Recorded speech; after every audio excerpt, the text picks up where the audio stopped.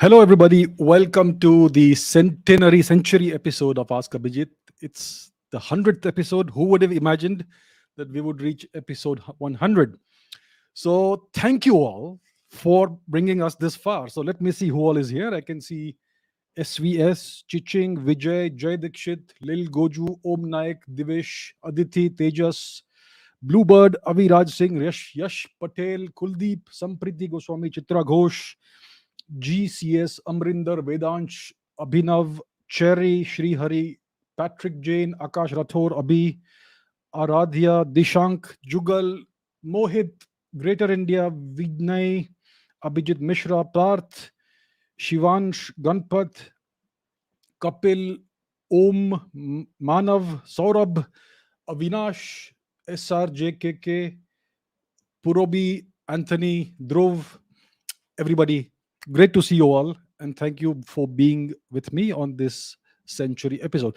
So, first of all, apologies for yesterday's technical problems. In yesterday's live stream, there was some technical issue. Everything was blurry, and I was not looking at the live chat, so I had no idea. You guys were, I know you were trying to tell me something is wrong, but well, so apologies for that. I have replaced the relevant hardware, and hopefully, uh, today it will be going fine.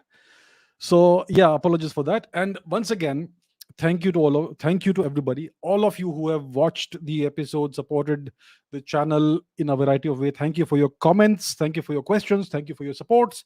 I would like to thank all of you who have put in the timestamps. I can think of Akash, Harshit, Ramalakshmi. Thank you so much for doing that. It's been very helpful, very useful to me and to all the viewers. So thank you so much for that. Thank you to those of you who have purchased memberships, those of you who have given donations, PayPal, UPI, whether it's 1 rupee, 10 rupee, or whatever, it's all valuable. Thank you so much. I really appreciate it. And so, who would have imagined in less than 1 year, 100 episodes, all live, all started on time? So it's been quite a journey, and it would not have been possible without your viewership and your support. If I would not have reached 10 episodes, let alone 100, if you had not been watching it and asking questions. If you had not been watching it, I would have gone and done something else, right? So it's all thanks to you. So once again, thank you very much. I really appreciate everything. You know what they say, that if somebody gives you 3 seconds of their time, it's a privilege. So for me, I've got so much of your viewership. I am truly blessed. Thank you very much to all of you. Right. So with that said, I've taken a whole lot of questions, and hopefully I can answer as many of them as possible. Let's start with the question number one. What is question number one? Let's see. Here we go. Oh, okay. All right. Whoa, whoa, whoa. Okay, okay. I get it. Okay, okay. Right, right. Okay, I get it. This is a question that this is a demand, a request that I have been getting every day, every week, every month. So, yes, it is time for me to make an announcement about this. So, I have made many such statements in the past that I will create I will create what? Documentaries, I'll write books. The thing is, if you have objectives, if you have goals, they are simply dreams unless you put a time limit, a deadline on them. So let me put a deadline on the book now. So my first episode of Ask Abhijit went live on the 2nd of June 2021.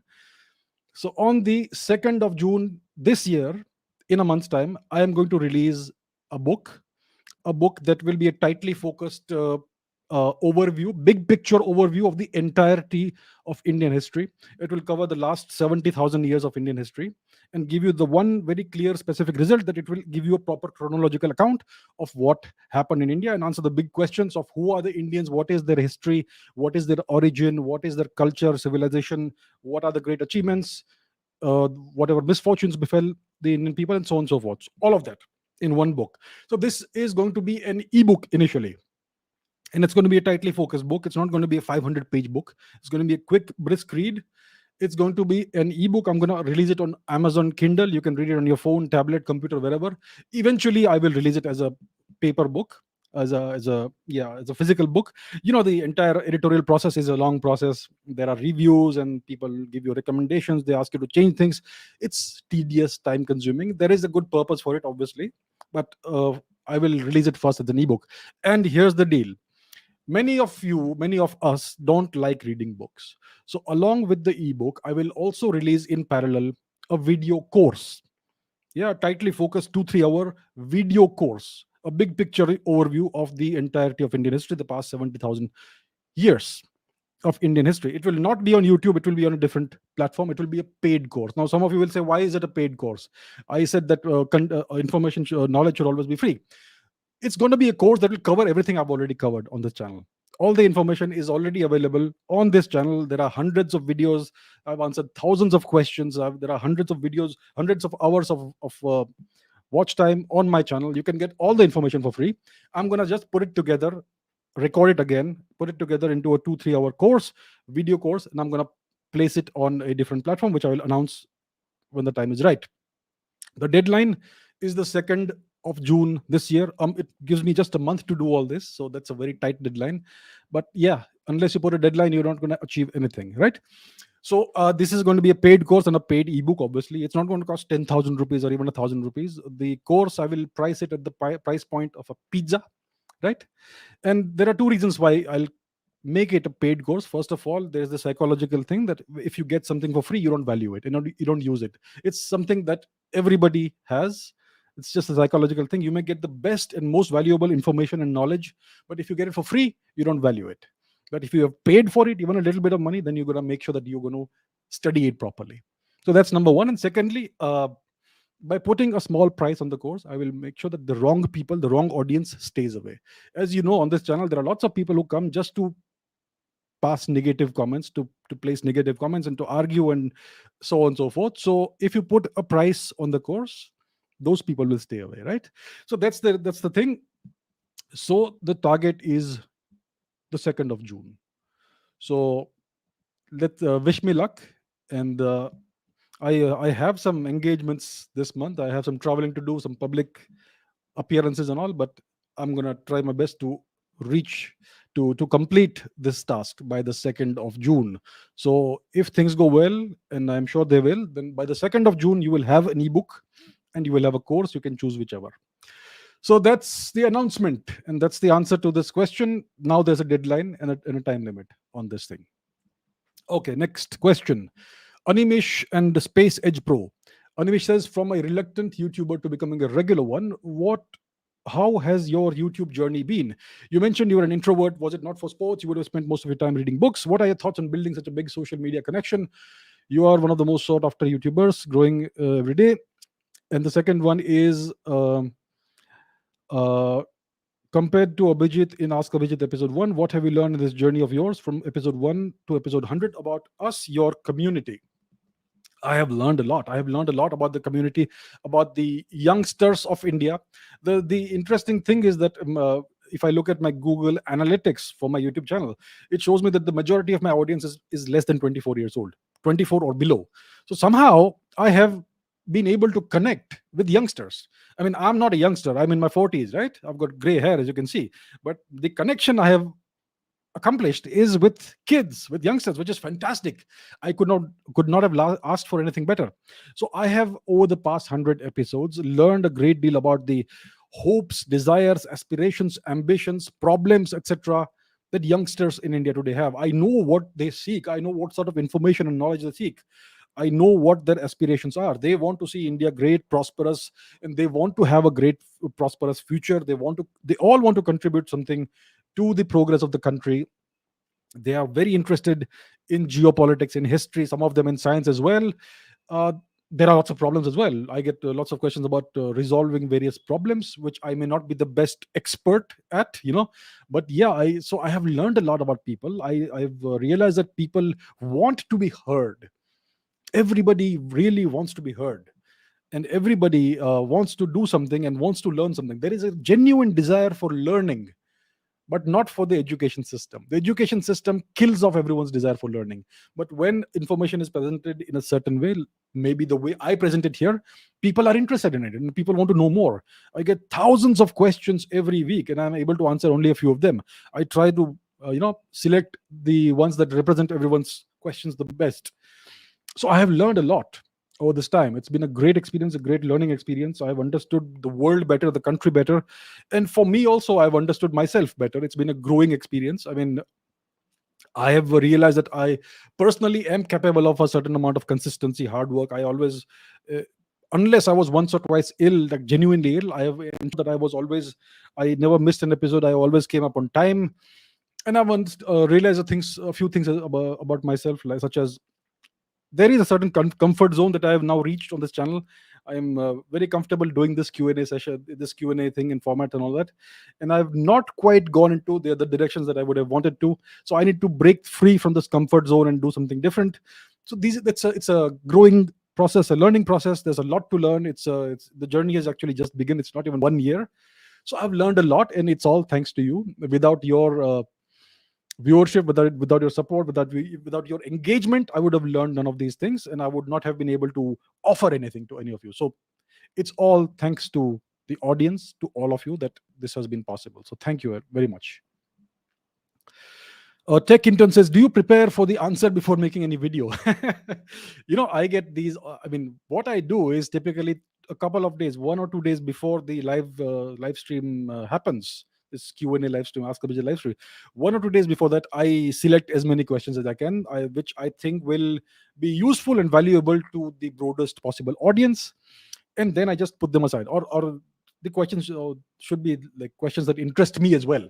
So I pick a whole bunch of questions, maybe 50 or so questions, and I select those.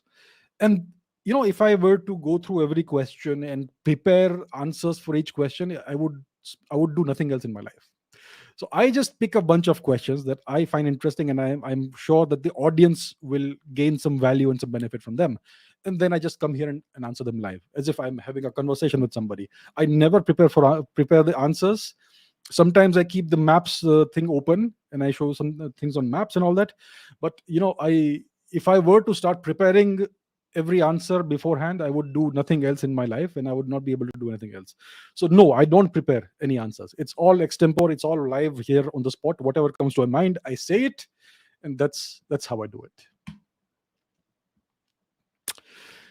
Tejas says, do you have any degree in history, or are you just a history enthusiast? Is it possible to get mastery in a subject simply by self-study or without getting a degree? You know what? I don't have any degree in history. All of you are learning history from a guy who doesn't have a history degree. Oh my God. How terrible is that?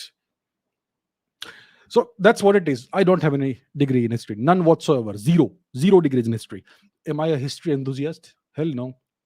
I am deadly serious about history. I've been studying history all my life. I'm still studying it. So I am not a history enthusiast. I am deadly serious about history. I am not an expert in history. I am a student of history, and I am sharing whatever I'm learning. That's what I'm doing. If you start believing that I'm an expert in whatever, you're never going to grow past that point. If you think I know everything now, I'm an expert, that's it. It's the end of your growth. So don't ever have that attitude that I'm an expert at something. I do not consider myself an expert at anything. I am a student. I'm going to be a lifelong student. I'm going to keep learning. And you know what? History is such that there's always something new to learn. There's so much research happening in archaeology, in a whole different, in a whole entire bouquet of sciences.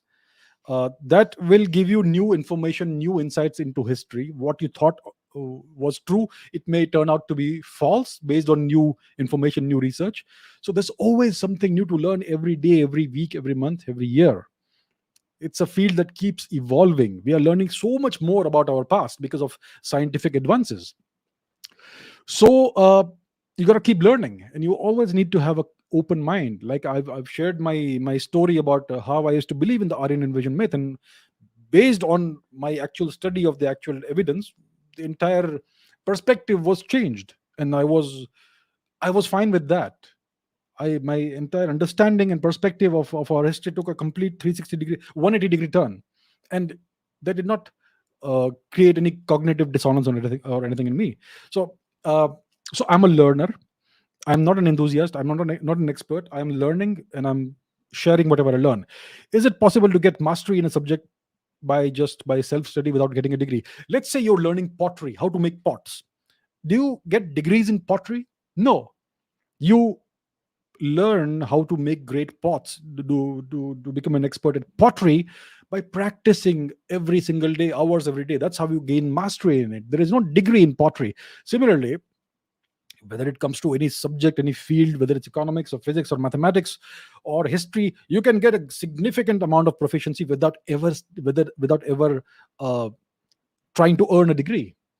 So it is possible to gain mastery in a subject through pure self study, nothing else. I mean, whatever I've learned is through self study. I have gone to school, college, university, etc. I have degrees in whatever. I did not learn a single thing ever in the classroom. Whatever I learned was through self study. After I left classroom, went back home, and I spent a few hours studying things on my own from whatever books I found valuable and useful. So everything I've learned in any field has been through self study. Those degrees, whatever I have, they actually gave me just a paper, a degree. That's it, nothing else. So that's what I would say to all of you. Self study is the best way to study. I mean, depending on the person. For me, that's the way it works. For some people, you may need a teacher to teach you. So it depends on you, what your aptitude is, what kind of person you are. But for me, self study is what has always worked. Animish says, ever since I have started listening to your thoughts, my entire identity has been shaken. On one hand, I've become immensely confident and the strong nationalist, which is great, and I love it. But on the other hand, it has made me skeptical about everything I consume for knowledge. This is causing a great deal of turbulence, and I'm no longer able to enjoy the things I used to before. Whether it's watching movies or reading books or news that belong to the West, I know I should find balance. I'm feeling biased. Is this a phase that will pass? As I gather more knowledge, any recommendations? Life is a learning experience, and the truth is that the media has been telling you what to think. It's not like it's something that's happened in the past 5 or 10 years. The media has always been lying to you. The media has always been owned by somebody or the other. See, the news is an industry. Industry means there is money in it. It's a money making industry. So there are people who own news organizations. When somebody owns a news organization, they're going to make sure that the news that comes out of that organization has a certain bias that reflects their worldview and their ideology and their perspectives. That's always going to be that way. And media is so powerful that governments control it surreptitiously. Like the BBC is the propaganda arm of the UK government. CNN, New York Times, New Yorker, Washington Post, etc., are the propaganda arms of the US government, and so on and so forth. The thing is, we don't have any propaganda arm. We are not able to promote our propaganda. Why should we not?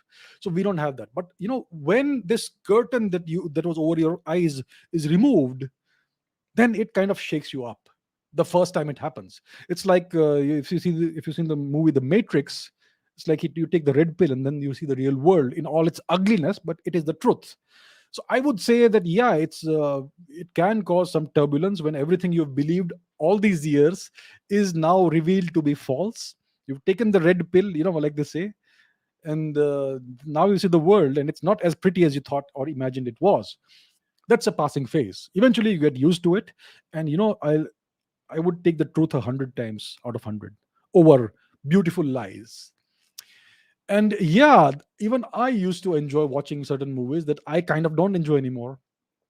I used to enjoy watching sometimes some Bollywood movies. I don't want to watch them anymore because now I know the truth about Bollywood and the kind of propaganda they are spewing and the kind of distortions about India they are constantly engaging in for decades. So that's one example. All the news that comes from the West is, you simply can't trust it. All the books that are authored by Western authors, you have to be very careful about what you believe when you read the books. You should read the books, but you should always take everything with a few grains of salt. So that's how it is. So I went through that. I've been going through that for the past 20 or so years. I am glad you're going through it. It will cause some turbulence. Be equanimous, be calm, and always search for the truth. So it's a passing phase. You will get used to it. Well, my recommendations are: consume as much knowledge as you can. from all possible sources, and then use your judgment to understand what is right and what is actually propaganda. It's a skill that evolves over time. It's a skill that you acquire and refine over time. So give it time, it'll happen. Harsh says, your views on Atlantic City, is it real or not? It's real. I've been there. I was in Atlantic City. It's 22 now, right? I was in Atlantic City about 2 decades ago, the first time. It's very much real. And I remember visiting the Trump Taj Mahal casino because I wanted to see what a casino looks like. So Atlantic City is indeed real. I have been there personally. It's not a myth. Atlantis is something we still don't know about. So there is this old Greek story of the city called Atlantis that supposedly sank in the ocean, and it disappeared because of a tectonic event, earthquake or something. So the Western countries have been, the Western world has been looking for the city of Atlantis for centuries. They even named an entire ocean after the city, the Atlantic Ocean, but they've never found Atlantis there. There's only one city I can think of, a major city, prosperous city, very well governed city, that was destroyed overnight in a couple of hours in a massive tectonic event, an earthquake. That is the city of Dwarka. And it was considered to be a myth by Indian historians for decades, until unfortunately they actually found the ruins of the city exactly where the so-called myth said it would be. So the only city that matches the description of the Greek Atlantis is the Indian city of Dwarka, which is like maybe 8-10,000 years old, maybe even older. It's a massive big city with big walls and all that. It's there under the ocean. It's still there. Hopefully they're not destroying it. So that's about Atlantis and also about Atlantic City. These are two different things. Okay, Karthik says, can you please tell us about the law of casualty? I think you mean causality. So what is causality? It's cause and effect.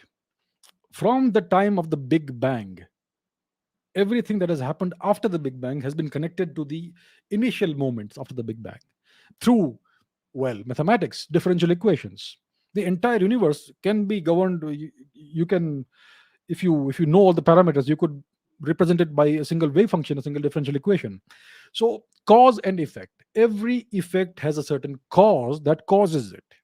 The world we live in today, it is the result of decisions taken by our predecessors, our ancestors, centuries ago, even thousands of years ago.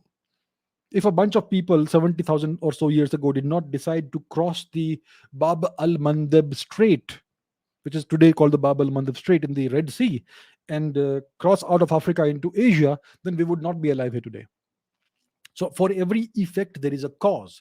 It's a causal chain, cause and effect, cause and effect, cause and effect. That's the law of causality, right? And the study of history is the study of cause and effect, causality, the causal chain. And that's what people don't teach you. Your teachers will not teach you that because they themselves don't understand that. Your textbooks will not tell you that the study of history is the study of cause and effect, causality. So it's not a law as such. It's just the understanding that for everything that happens, there is a cause for it. If you can identify the cause, then you can understand why things happen, and you can actually start predicting what may happen in the future to a reasonable amount of accuracy. So that is causality. And there are applications for this in geopolitics, in business, in finance, in economics, and many other fields. Predictive analytics. So it's possible today because of supercomputers, of data mining, all of that. You can feed a massive amount of data into a machine learning algorithm, into a neural network, and that neural network is going to make predictions for you based on how you train it and uh, how all encompassing and broad and unbiased your data set is, and so on. So that again is on the basis of causality, cause and effect. So that is what causality is, the cause and effect chain. Asmita says, it's great to be part of this amazing journey. Thank you. Thank you, Asmita. Here's my question. How should a leader respond to criticism? Many dictators are despised for their brutal ways of dealing with it. There are also many leaders who are perceived as weak for not having a response, or a meek one. What is the best way of dealing with criticism for a leader? Please also answer this one more tiny question. Have you given a thought about writing science fiction? Okay, let's talk about leadership and criticism. How should a leader respond to criticism? It depends on the leader. A good leader will put the let's talk about national leaders. We can talk about all kinds of leaders. Even if you are a member of a family, you are in a way a leader. You can assume a leadership role in a small 5-person family or even a 3-person family. So leadership exists at multiple levels. Now let's talk about a higher level just to make things clear. It applies everywhere. So let's talk about nations and national leaders.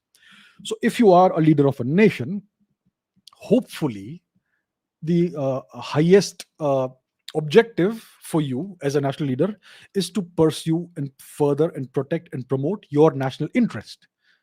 That should be the only objective of a leader, nothing else.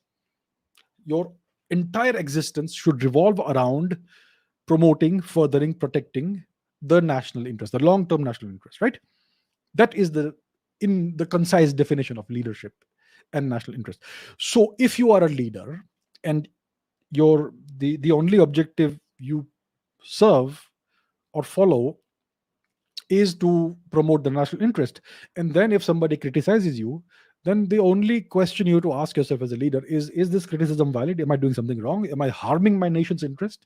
So you should take criticism seriously as a leader, and you should analyze it properly, and if it is valid, you should do some kind of course correction based on what insight you have acquired from the criticism. But unfortunately, there are many so-called leaders who don't uh, value the nation's interest. Look at what's happening in Sri Lanka. There's a family that's running the country, and they are right now busy trying to save their skin and try to stay in power. The country be damned. So there are leaders like that. Those are not real leaders. A leader is someone who serves the country. When you have a person in a so-called leadership position, but they are serving their own family, they are not real leaders. So you cannot consider such people to be leaders. I'm just giving an example. There are lots of other examples like that. Uh, I'm sure you can think of many of those. So a, a genuine leader, a true leader, will take criticism very seriously and introspect based on the criticism. First, analyze whether the criticism is valid, it is genuine, or not. If the criticism is valid, then they have to understand where they are going wrong based on the feedback they have received, and they should make the appropriate course correction. So that is the correct way for a leader to respond to criticism. Don't take it personally. The nation is above the leader. The leader is merely a servant. So if the service, there is something wrong with the service, they need to do course correction. Even if it proves that they were doing something wrong, so be it. Serve the nation. Forget about how you look. So that is how a true leader should respond to criticism. Have I given thought to writing science fiction? Not really. I am a big fan of science fiction. I have never thought about writing fiction. I mean, once or twice I may have written some little short story or something, obviously never published, but yeah, nothing, never seriously thought about writing fiction or science fiction. Maybe someday when I have a lot of time in the future, distant future, I may think of doing that. Maybe not yet. Maybe not yet. Okay, Himalayan Onka says, I am currently reading your recommended book, Coup d'etat by Edward Luttwak, which mentions one of the preconditions for coup is economic backwardness. Whereas you and Dr. Luttwak in your podcast said a coup is possible in China, which is a country with the second highest GDP. So, how is a coup possible in China then? Please explain. Excellent question. I love it. So, yes, that's what the book mentions. That one of the preconditions for a coup is economic backwardness. And I had this discussion with Dr. Luttwak in my podcast. It's available for you to watch. Brilliant podcast, brilliant conversation, brilliant guest. So we discussed the possibility of a coup in China, and he went into some detail about how a coup would be, a hypothetical coup in China would take place. So yes, he did agree that a coup is possible in China, but not in India. Right. So one of the conditions is economic backwardness. Now you're saying that, and you're rightly saying China is the country with the second highest GDP in the world. So how is a coup possible then? Because one of the conditions is economic backwardness. Well, we're talking about the condition of the people, not the condition of the country. China has a population of 1.4 billion people. If you take the overall GDP per the annual GDP, you divide it by the number of people, then you get the per capita GDP. It's not very high.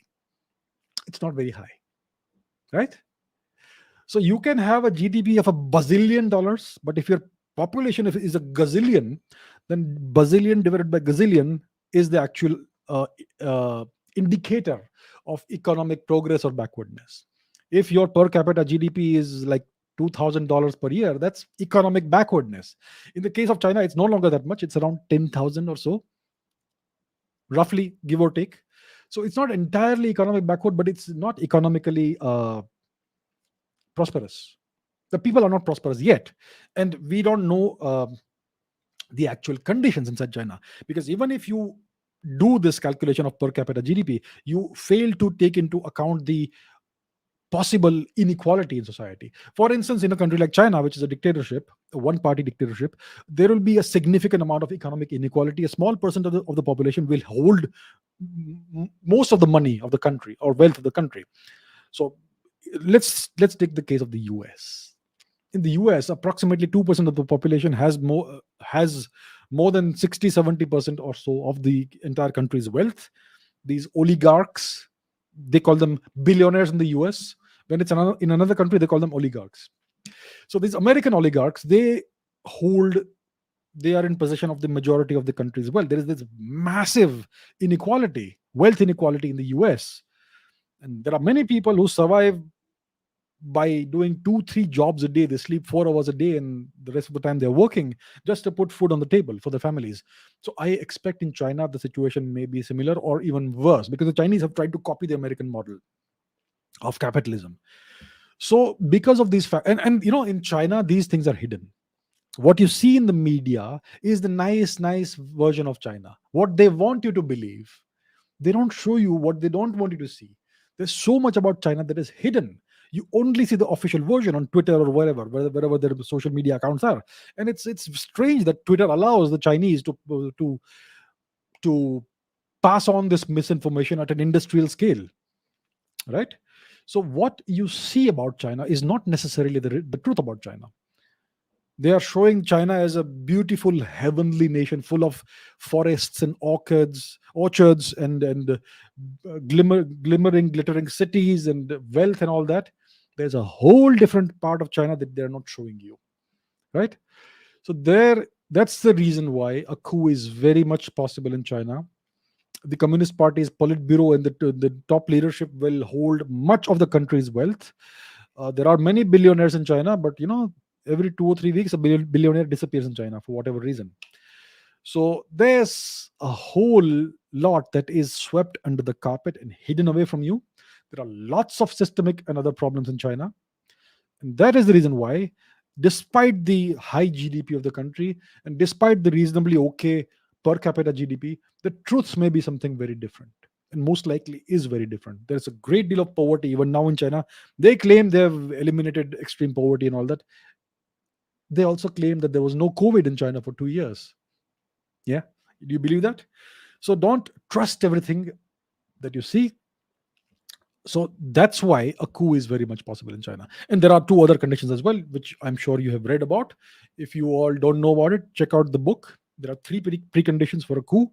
And in China, all three are satisfied. And that's why it's a country that is likely to have a coup in the future, at least, as long as the Communist Party is in power. Okay, RTK says you put a lot of load on your brain by doing multiple heavy tasks. Does it impact your mental health? Do you take a break from all of this, or is it something about mental fitness or toughness? If it is so, would you like to give some tips about mental fitness? I don't put heavy loads on my brain. I don't do multiple heavy tasks. I know the limitations of this brain. I have a small, moderate brain. It can't do heavy tasks. It simply cannot do multiple tasks. My brain is incapable of multitasking. I only do one thing at a time. That's what I do. So I never overtax or overload my brain. I mean, there is this myth in the corporate world about multitasking. A good manager or a good leader in the corporate world is somebody who can do 5 things at the same time. That's a myth. Simply can't be done. If somebody does it, well, good on them. I can't do it. So I am very clear about where I am. My brain can't do such things. I can only do focus on one thing at a time. So that's how I do things. So yeah, that's how I've always been. I've never had any mental health issues. I'm not saying when mental health issues don't exist. These days, among the newer generations, among Gen Z, etc., there seems to be this epidemic of mental health issues and all that, which is unfortunate. And it's almost like if you don't have mental health issues, then you're abnormal. That's how it's become because of the media and whatever. So everybody, I don't know, lots of people, lots of kids seem to have mental health issues, depression or whatever it is, which is unfortunate. Me, I have never had any mental health issues. Maybe maybe I'm lucky or whatever. So yeah, whatever I do, it does not ever impact my mental health. Do I take a break from things? Sometimes I do. In every single day, um, you have 24 hours in a day. Maybe you sleep 8 hours a day, which and you're left with 16. So you're gonna spend some time, maybe 7, 8 hours or whatever works for you, doing whatever work you're doing, whatever is important to you, the work, serious part, which you have to focus on. But you also have to take some time out in the day, maybe 3, 4 hours or whatever works for you, when you're doing nothing, when you're supposedly wasting time, because the brain needs that too. Doing activities in which you're not creating anything, not producing anything, hanging out with friends, watching a movie, playing music, or going to the gym or swimming or whatever, or be with your family, doing things that are supposedly non-productive, but the mind needs that keeps the balance in the mind. So for some people you may need 4 hours of that, some people may need 1 hour of that. So it depends on everybody. So you need to have a balanced life. Don't skimp out on sleep. That will mess up your mind for sure. um, so that's what I can say. That's the tips I would give about mental fitness. Keep things simple. Don't try to achieve 15 different things at the same time. uh, so that's how we should do things. Take breaks. Yes, you should take breaks. You should have a certain time in every single day when you're doing nothing or doing something that you enjoy, listening to music, watching movies, hanging out with friends, whatever it is. So I have certain things that I like. Once in a while I like to go out and travel somewhere, get on an airplane, go somewhere. I enjoy traveling. So that's something I like to do once in a while. That's again starting now because this the past 2 years are behind us now. So you should always take a break once in a while. There should be a daily break and maybe a monthly or quarterly break or whatever. So you should not always be in the same routine, because routine kind of dulls the mind. Do things that are different from time to time. So that's what I would say. And don't take life too seriously. Sometimes things don't work out. Sometimes things don't work out for a long time. Hey, that's life. Stuff happens. Just move on. Akash says, generally speaking, the followers of Sanatan Dharma are more tolerant compared to religious faiths. Even in India, where there's a majority of Sanatanis, even for the namesake, there are hardly any uproars against selective criticism and abuse of Vedic literature on social media, targeting our festivals, even our Aradhya, their Naam, Roop, Gun, Leela, etc. If somebody makes fun of Guru Granth Sahib or Quran, even in foreign countries, they'll be punished, probably killed. No such anger is seen in us. My question is, does it serve us or is it going against us in the current times? Well, that is something that Hindus need to think about. Uh, I obviously am against any form of violence. So the thing is, in India, there is a selective application of laws. India, unfortunately, is the most Hindu-phobic country in the world. I say this without a hint of irony. It is true. The constitution is foreign in nature. There are clauses in the constitution that are unequal, that target Hinduism adversely. The policies of the government are Hindu-phobic, anti-Hindu, whether it's education policy, whether it is the hijacking of Hindu temples and stealing of the wealth, and so on and so forth. So, first of all, Hindus should realize that India is the most Hindu-phobic country in the world. Hindus are treated like second-class or third-class citizens. Hindus have more equality in Western countries than in India. You have the same rights as a Hindu as in other countries, like in the US or in Europe, as people of other religions. In India, you don't. So India is the most Hindu-phobic country in the world. Now, most people don't care in India because over the past few decades, the education system is completely deracinated people, so they feel no connection to their culture as religious roots. So they don't care if people abuse Hinduism and so on. So what I would say is this: if it continues, it's going to end up destroying Hinduism. Hinduism will no longer exist in 50 or 100 years. It will be a very minor fringe faith. So that's eventually what will happen if the country continues on its current path. So I obviously would say that I am totally against any form of violence. Whatever punishments should be given have to be given as per the law. Now the law itself is unequal, so things need to change. I'm not asking for Hinduism to become the supremacist religion in the country or the primary religion in the country. Every religion, every faith, every culture that is inside India should have a level playing field.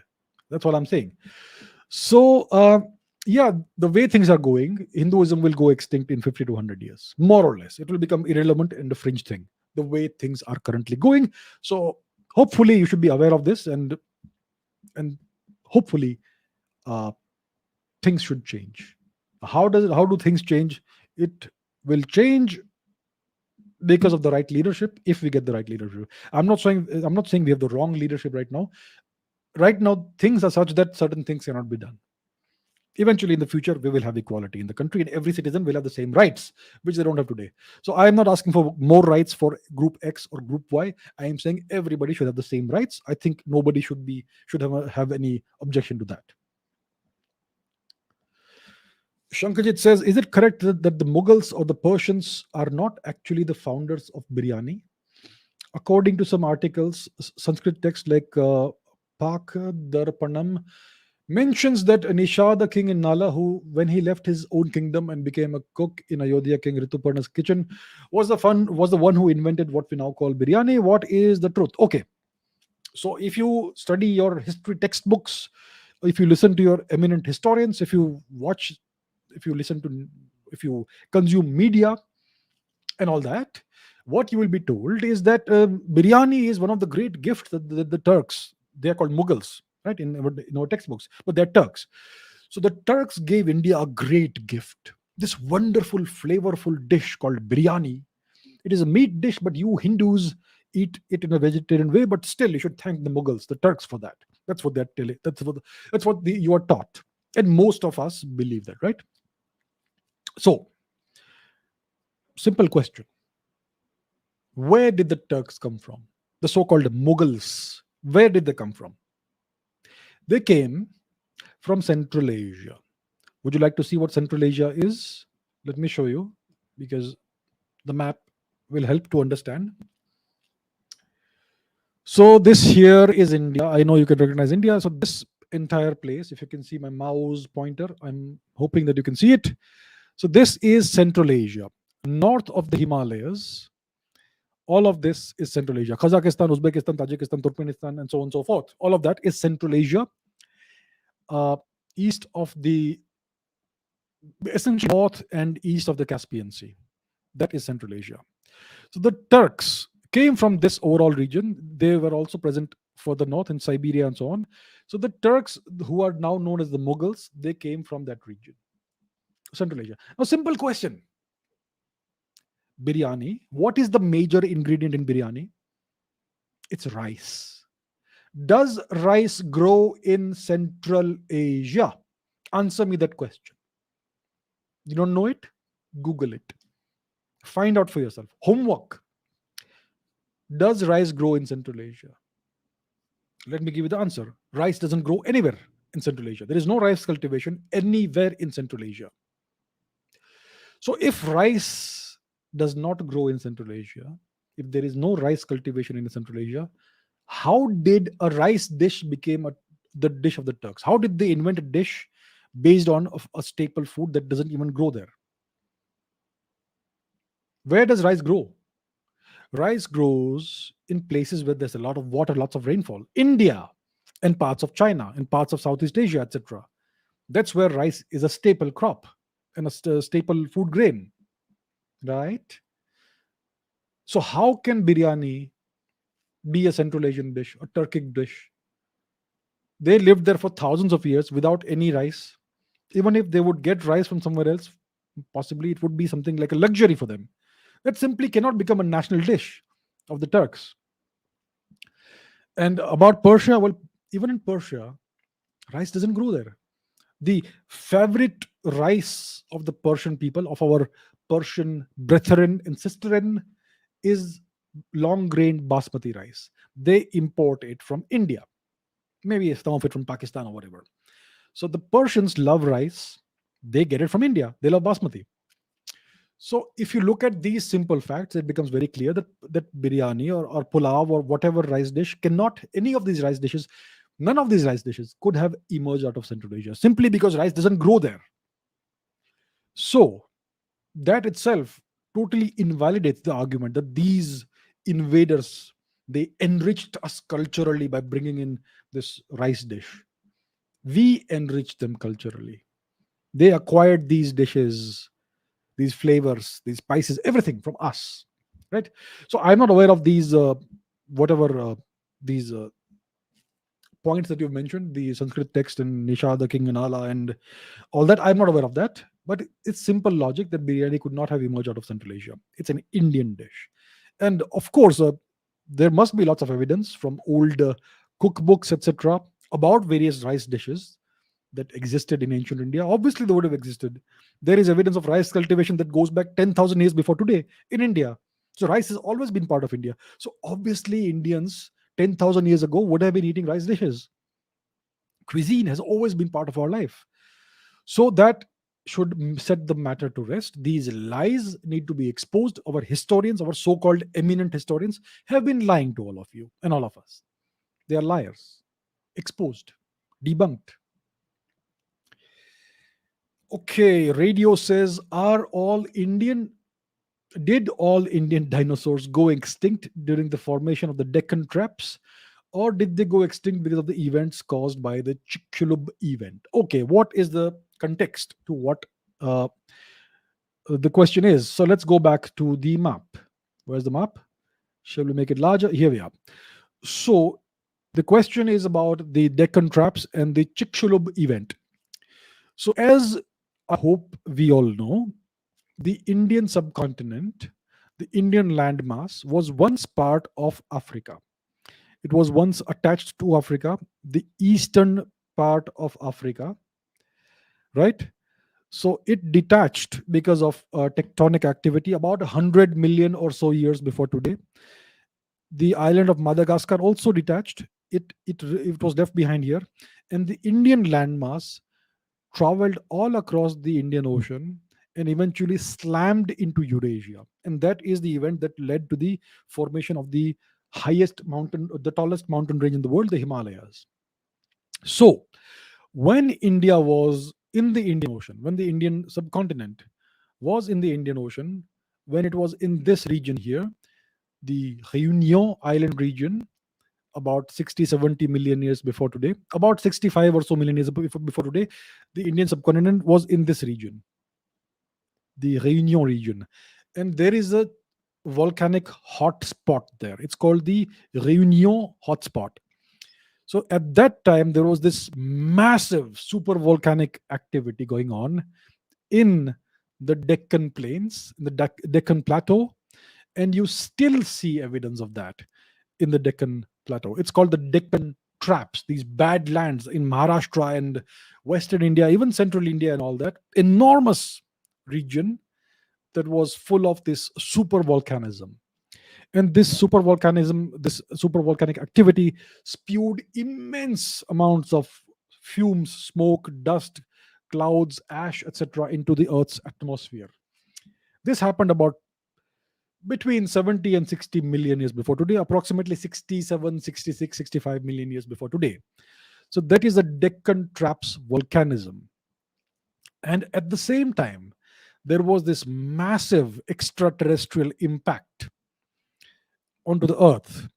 So if we go to Mexico's Yucatan province, Yucatan Peninsula, and if you go to this region here, you will find a town called Chicxulub. It's not a town, it's a village. Chicxulub.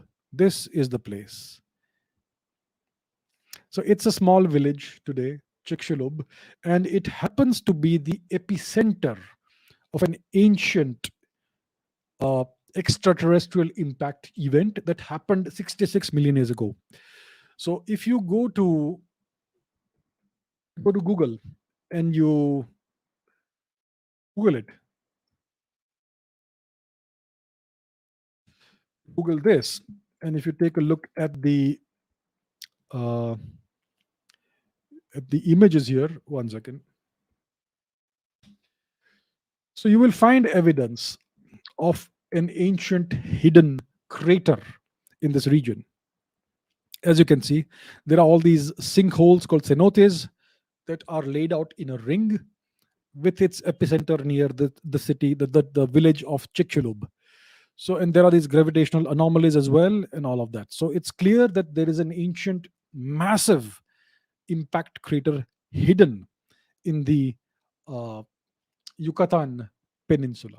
And this impact, it has been dated to around 66 million years ago before today.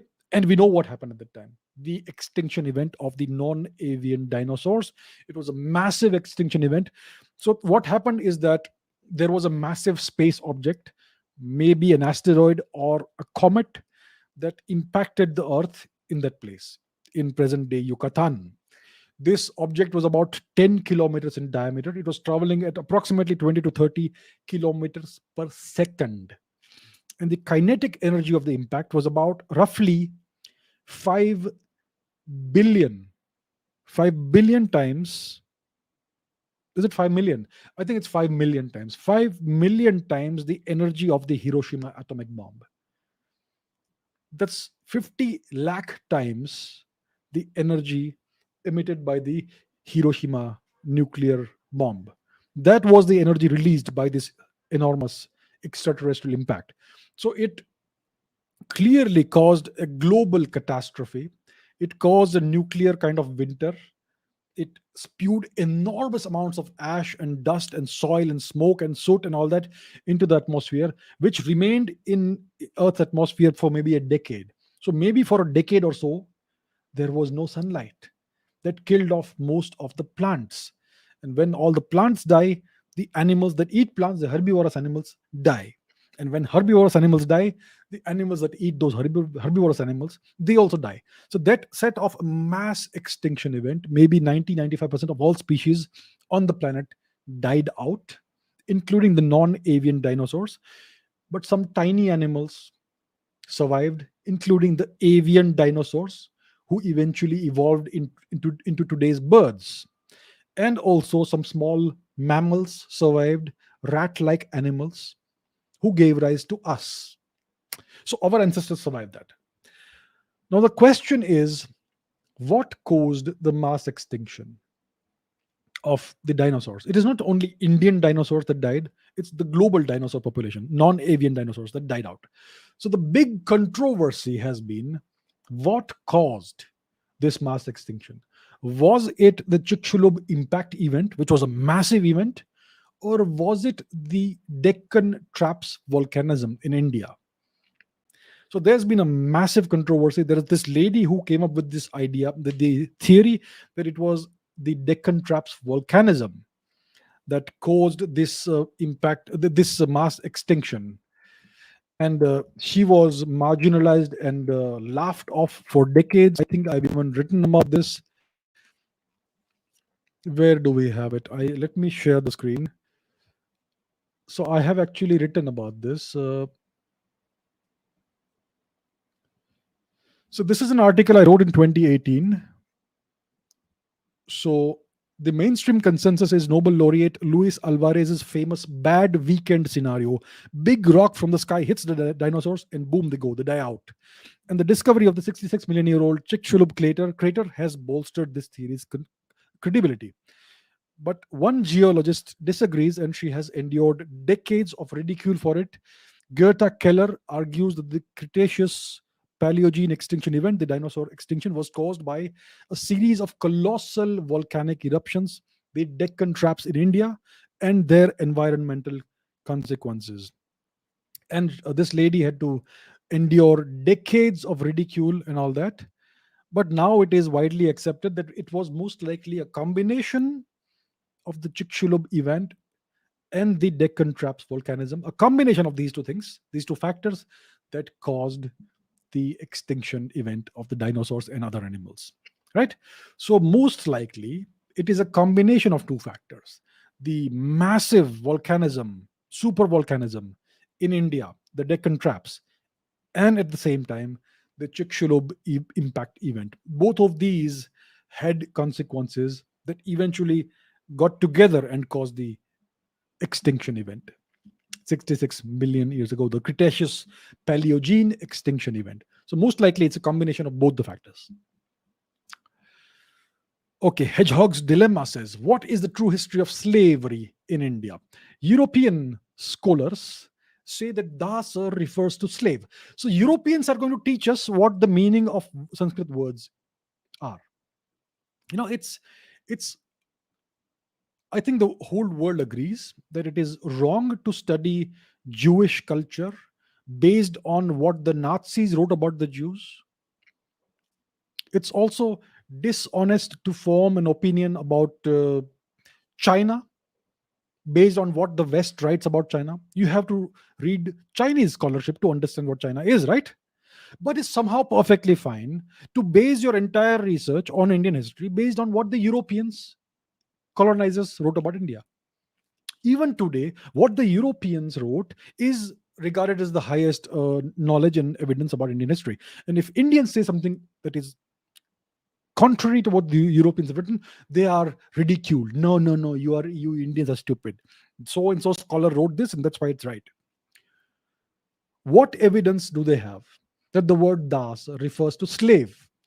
There are multiple sources of evidence from outside India that attest to the fact that there was no slavery in India.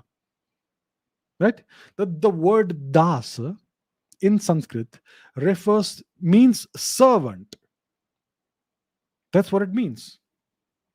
And das, servant, I mean, even the prime minister of the country is the servant of the people and the servant of the nation. Is it something bad to be a servant? No. You don't become a servant by force, you become a servant by choice because you choose to or because you need to. Servitude is not slavery. Servitude is voluntary. So the word das means servant. It has a variety of meanings and contexts in which you can be a servant. You can be a public servant, you can be the servant of a city, you can be the servant of a single family, you can be a servant of a single person, assistant, secretary, whatever, butler, footman, charioteer, whatever it is, right? So the word dasa means servant. If some European comes and tells you what it means, tell them to move on. That's all I have to say about this. There was never ever any slavery in India until the past 1000 years of India's humiliation, when the Turks and then the Europeans brought slavery into India and took Indians as slaves. Before that, there was never ever any slavery in India. The only evidence they have been able to find is the word das. There is no Sanskrit word for slave. So they've found the best possible approximation, something that is close to it, and they have tried to portray that as meaning slave. What evidence do they have for that? Do you find slavery in the archaeological record in India? If you go to Rome or wherever the Romans ruled, you find archaeological evidence of slavery. You find skeletons who are wearing these metal bands, skeletons in chains. If you look at the pre-Roman history of Europe, you will find slavery there also, evidence of slavery in a variety of forms. You don't find a single uh, instance in the entire 10,000 plus year archaeological record of India where there is hard evidence of slavery. Not one. So they have tried to create these distortions through language. Entirely false, lies, fabrications, distortions. And this is not only the fault of these Europeans, even the Irfan Habibs and the Romila Thapars are complicit in this. So they need to be exposed for that. Okay, Harsh Yadav says, you said that India is poor because of colonization. Then how do you explain the poverty of Nepal, which was never colonized? This is a good question. Let's understand something. So what is Nepal? Nepal is a nation state, right? First of all, the concept of the nation state begins in the 17th century with the Treaty of Westphalia, which happened in 1648, 1650, thereabouts. Look it up if you want to.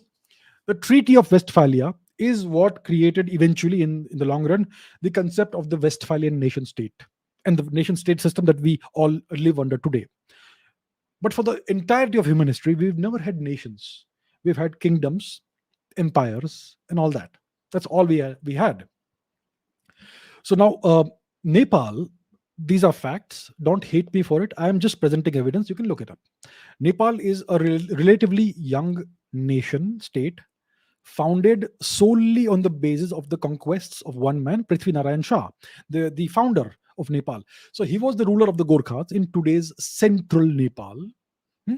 And historically, Nepal, this region which we now call Nepal, it's been part of various Indian kingdoms and empires. It was part of the Mauryan Empire, it was part of the Kushan Empire, it was part of the Gupta Empire, it was part of the Magad kingdom, and so on and so forth and so on and so forth. It's always been parts of various Indian kingdoms and empires, and they're the same people as us. Nepalis are not a different race or anything else. Same culture, same people, same blood, same everything. Right?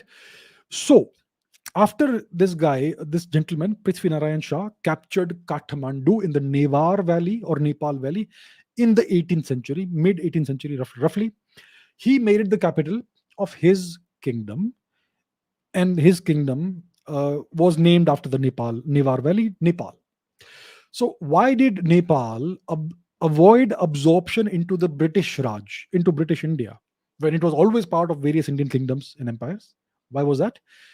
It was able to avoid absorption into the British Indian Raj because it was useful as a buffer state between British India and the Chinese occupied Tibet. So there was a time when there was a Qing dynasty garrison in Tibet. So the British wanted to create some safe separation between British India and the Chinese occupied Tibet. So they used Nepal as a buffer state, and that's why they kept it autonomous. Now, just because there was a king in Nepal who was de facto or nominally autonomous from the British doesn't mean that he was completely autonomous. The economy of the entire subcontinent is interrelated, right? So if you have one kingdom that is not part of the British Raj, it doesn't mean it's completely economically independent. Everything is interrelated, it's interdependent. It's an organism, in an economic organism. And the heartland of the Indian subcontinent, the wealth of the Indian subcontinent, has always been in the river valleys. India is a river valley civilization, whether it's the Indus Valley, the Saraswati Valley, the Ganga Valley, the Yamuna Valley, the Godavari Valley, the Tapti Valley, the whatever. It's always been a river valley civilization. That's where the wealth always lies. The Newar Valley is high up in the mountains. What are the sources of wealth and income there? Nothing. Why do the people of Nepal come to India to work? First of all, because we are the same people, we have open borders, but because there is employment generation, wealth opportunities, etc., in the valleys and the plains of India, right? So just because Prithvi Narayan Shah and his successors were independent nominally doesn't mean that they would have been extremely prosperous. Nepal is in the mountains, in the hills. There's no great source of wealth over there. And also, let's not forget that the independence of Nepal from the British was only nominal. They allowed him to remain independent. It was their choice, but there would have been conditions. Let's take an example, a painful example. Who fired the bullets in the Jallianwala Bagh massacre? I believe there was a company of about 50 soldiers. 25 of these soldiers were either Balochis or Pashtuns, right? Slaves of the British Raj, Indians who fired upon Indians. So 25 of these soldiers were Balochis and Pashtuns. The other 25 of these soldiers who fired the bullets in the Jallianwala Bagh massacre were Gorkhas. They belonged to the 9 Gorkha Rifles. Who were they? They were Nepalese. So if Nepal was so independent, why were Gorkhas and Nepalese serving in the British Raj and firing upon their fellow Indians? These are facts, right? And if Nepal was so prosperous at the time, why did they have to come and work for the British Raj? So the fact is that being a hilly, mountainous kingdom, Nepal never had any great sources of income. The entire subcontinent was one economic entity, and when Nepal was prosperous, it was because the whole country was prosperous. And when the British destroyed the country, when the British plundered and transferred all the wealth, 45 trillion plus dollars of worth of wealth from India, Nepal also suffered the consequences of that. When the whole country was prosperous, even these far flung hilly regions would have benefited from the prosperity.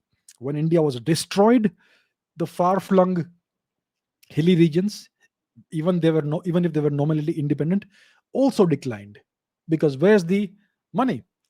So that is what happened. So Nepal was never colonized I mean, officially, but yeah, all of these facts are facts. The Nepalis were serving in the British Raj in a variety of capabilities, capacities, right? And even today, there are Nepalese Gorkhas who go and serve in the British Army because it's financial benefits. Okay, Divya Rabari says, thank you, Divya. I have always wondered whether it's more important for a politician or a leader to have a stronger vision or be extremely clever. Especially as you have IAS and experts around you, you could say vision and leadership quality trumps smartness. Also, as a leader, is it right to excel in one topic or have knowledge in all topics? It doesn't mean you should neglect intellectuality. Listen, IAS and experts, they're not leaders. They are people who do as they are told. They carry out the bureaucratic activity. You cannot consider them to be leaders. Now, think about the great leaders whom you may admire. Uh, Historically, or maybe the 2 3 leaders of today's world that you admire, think about them. What kind of people are there? Can you become a great leader without being extremely clever? It's impossible to think of the great leaders that you admire today. I can guarantee that whoever you can think of, top 3, they are all extremely clever. None of them is stupid or dumb, right? Now, on the other hand, you may be very clever, but can you become a leader without having a big, strong, long term vision for your people and your country? No. A great leader will definitely have a great vision for the country, some big objective that everybody should work towards. So, the truth is that a leader needs to have all of these qualities. You cannot become a great leader without having a great big vision and also being very, very clever, very intelligent. And it's not enough to have to excel in just one topic. You have to understand the entire world. You have to understand history, geopolitics, economics, military matters, strategy, grand strategy, tactics, politics, how to manage people, so many things. You have to understand all of this. So a great leader is somebody, a genuinely great leader would have a good understanding of all of these topics. It's not about being intellectual. It's about being practical, about having practical knowledge of all of these things. You need to be a genuine all-rounder in all of these things. Only then can you be a genuinely great leader, like a once in a 100 years kind of leader. You have all these so-called politicians who call themselves leaders, but many of them are massively deficient in many of these aspects. There are very few who are good at everything, and they are the ones who are good at all of these things. They are the ones who can be considered to be great leaders and who can make a genuine positive impact on their country and on the entire world. So to be a genuinely great leader, you need to be very clever, very intelligent. You need to have a great vision, and you need to have a very strong understanding of multiple topics. Only then can you be a genuinely great leader. Rumble TV says, what should I do to get respect and attention in my family? They never take me and my decision seriously. Well, think of the people you admire. Think of the people you respect. What are their qualities? I can see there's a difference between liking somebody and respecting somebody. You can like a person without quite respecting them. There are many people who are very nice people, very good people, good hearts, well-meaning people. So you like such people, right? But you may not quite respect them. So what creates respect? Real world achievements create respect. And the greater your achievements, the greater the respect for a person. It's always results, real world results, that generate respect for a person in the eyes of their peers, the family, or whoever else, society. So the more you achieve, the more you offer to society, or the more you gain for yourself, the more you'll be respected. And the more you offer society, the more respect you will have. So how do you gain respect and attention in your family? Firstly, produce some real world results. The simplest form of of producing real world results is to get a job and earn money. The moment you become financially independent, you will gain a certain amount of respect in the family. You will not be disrespected anymore. You are financially independent. You're not dependent on other people for money. That itself brings you a certain amount of respect. Now, if you are earning 30,000 a month and you're financially independent, it's okay. At least you will gain respect that this person is independent. But if you are able to increase your earnings to, let's say, 5 lakh rupees a month, well, that's going to increase the magnitude of respect. That's how the world works, unfortunately. People are very shallow, very superficial. If you are earning a lot, you will automatically gain respect. So that's what it is. But real respect on a large scale, you will get if you contribute something genuinely valuable to society as a whole. So that's bigger respect, in the long term respect. So if you're talking about your family, the first thing is become financially independent, produce some real world results, and you will immediately gain respect in your family. And then you will not have to worry about whether they take your decision seriously or not. You will be able to make decisions independently, and that itself is more than enough for a person to start off with. So that's the advice I can offer. Aman Raj says, what should we do after repeated failures, even after working hard? It actually hurts. Yes, it does. It hurts. Well, I don't know what you're working towards. I don't know the specifics, so I can offer you general advice. You have two options: either change your objectives, that's option A, change your objectives, change your goals, or option B is change your strategy. So maybe whatever you're trying to achieve and you're failing, maybe it's not the right target for you, or not the right goal for you. Maybe you're going in the wrong direction. Maybe you should be taking your life in a different direction. You should have a different objective. That is one possibility. So recalibrate your goals. That is one thing you could look into. Otherwise, if the objectives you're trying to achieve are indeed the correct objectives for your life, then you need to change your strategy. What is a strategy? It's a map of how to get from point A to point B. Without a map, you simply cannot cross the road, or traverse the distance. You need a map of how to get from point A to point B. That is your strategy. As long as you have a map, you will get there. If your map is bad, then it will take you years to get there, or maybe you won't get there. But if you have a good map, you will get there quickly and you will make significant progress. So your map is your strategy. You need to know how to get to where you want to get. So how do you change your map? How do you get the right map? By studying the world. How did other people achieve what I am trying to achieve? Study their successes, study how they achieved it. So that's the general advice I can give. Yeah, it hurts, but if you're failing repeatedly, something is wrong. Either you've got the wrong goals, or you are using the wrong map. Change one or both. If you change one, you may see results. If you change both, again, you may see results. So you need to decide what is best, what is the right approach for you, whether you want to change your goals or change your strategy. All the best, sir. Nikhil Swami says, what if the British or any European forces did not invade India and the Sultanate had ruled all the way until the present? How might have the demography of India looked like? This is something I would have believed 20 years ago. If you, some 20 years ago, I had a different view of the world. I thought the British did a very good thing for India. They saved us from the Turks.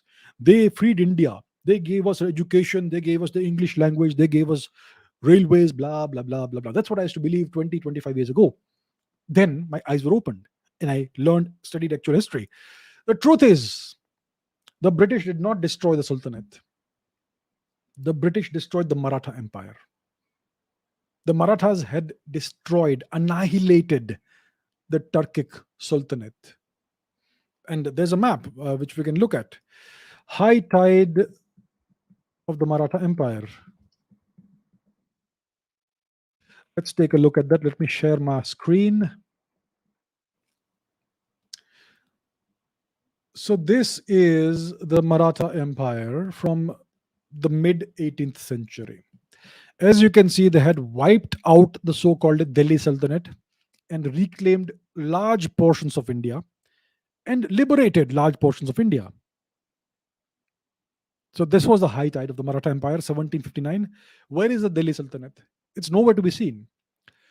Unfortunately, the Marathas could not, well, they had all this infighting. They had this, well, a number of issues, because of which, and the British were able to take advantage of that and slowly, gradually take over India.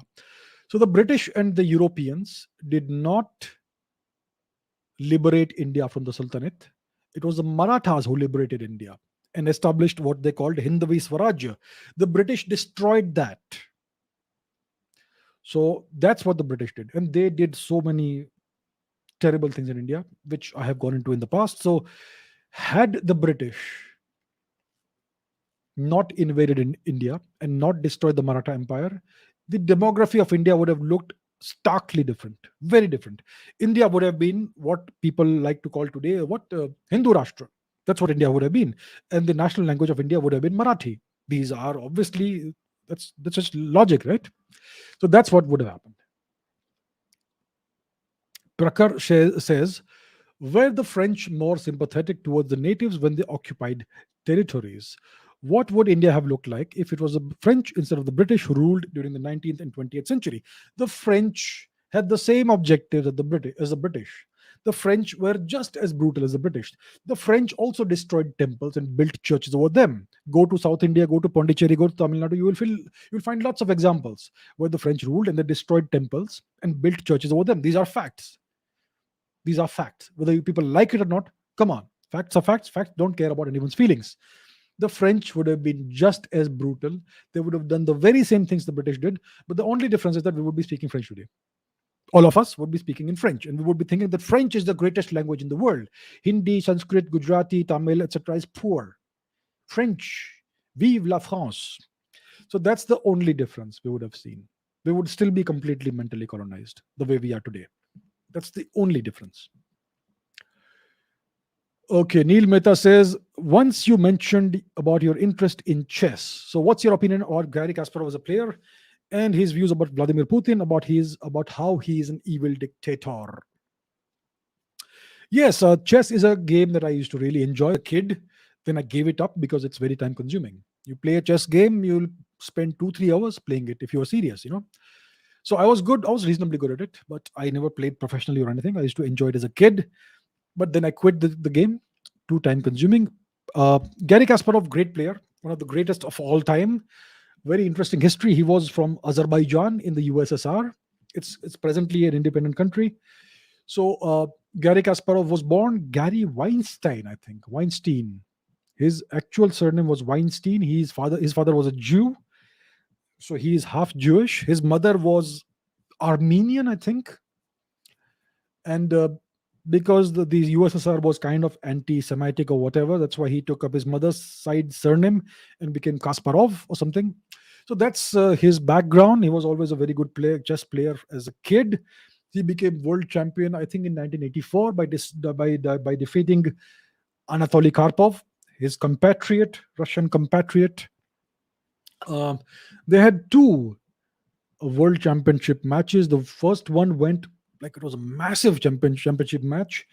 30-40 chess matches they played. Karpov was leading 5-0.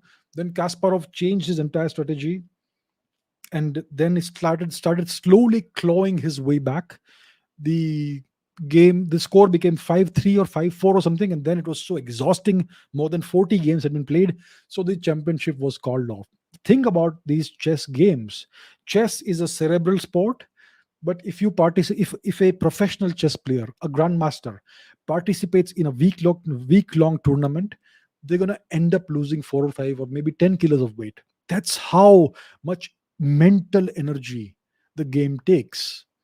and the brain is the most energy hungry organ in the body. So chess players, if they participate in extended tournaments, they may end up losing 5 or 10 kilos of weight. That's how intense this game is. So these guys, Kasparov and Karpov, they played more than 40 games, I think, in the first championship. And then it had to be abandoned because it would have killed them both. They both wanted to continue, I believe, but then it was abandoned. Then the same year, a few months later, there was a rematch. And that, I think, Kasparov won and he became world champion at the age of, I don't know, it was in 84, I think. I don't know what his age was. He was very young. And then he went on to become one of the greatest champions of all time. He defeated various other people, including Nigel Short, Vishwanathan Anand. Eventually, I think he lost to Vladimir Kramnik. Um, and he retired in the 2000s, I believe. He also lost to a machine, the first human grandmaster or champion to lose to a machine. Deep Blue, I think it was called. A chess machine, chess computer. So that's about him as a player, one of the greatest players of all time. He was a very intense player. When he would have made his move, and the other player he was waiting for the other player to make his move or her move, mostly his move. He would constantly stare at the person, stare, glare into their eyes to put this mental pressure on the person. So he had these tactics he would use, and I think he was fond of staying physically strong and fit, which is important for a chess player. So one of the greatest of all times, no doubt about that. After retirement, he's become very politically active. I think he has formed a political party, or he's a member of a political party, something like that. It's a pro-West political party, anti-Putin political party. So his views are very strong about Putin. He considers Putin to be an evil dictator. He believes Kasparov believes in democracy, Western democracy, liberal democracy, whatever. He's very strongly anti-Putin, pro-West, and so on and so forth. So that's about him and his politics. So the thing is, you can admire somebody without agreeing with their politics. Like I've said before, there are many people I admire as human beings for their achievements in their whatever field it is, but you don't have to agree with their politics. So I admire Kasparov for his achievements in chess, one of the greatest chess players of all time, one of the greatest sports people of all time. But I don't quite agree with his politics. But he has the right to have whatever views he has, and that's fine. So that's my view about Gary Kasparov. Pronomo Anindo says, my heart. Okay, thank you so much. My question is, scientists have taken a photograph of a black hole recently, but if even light cannot escape the gravitational pull of the black hole, how was the picture taken anyway, since it would require light? Isn't it? Is there something more to it? Let us go to that.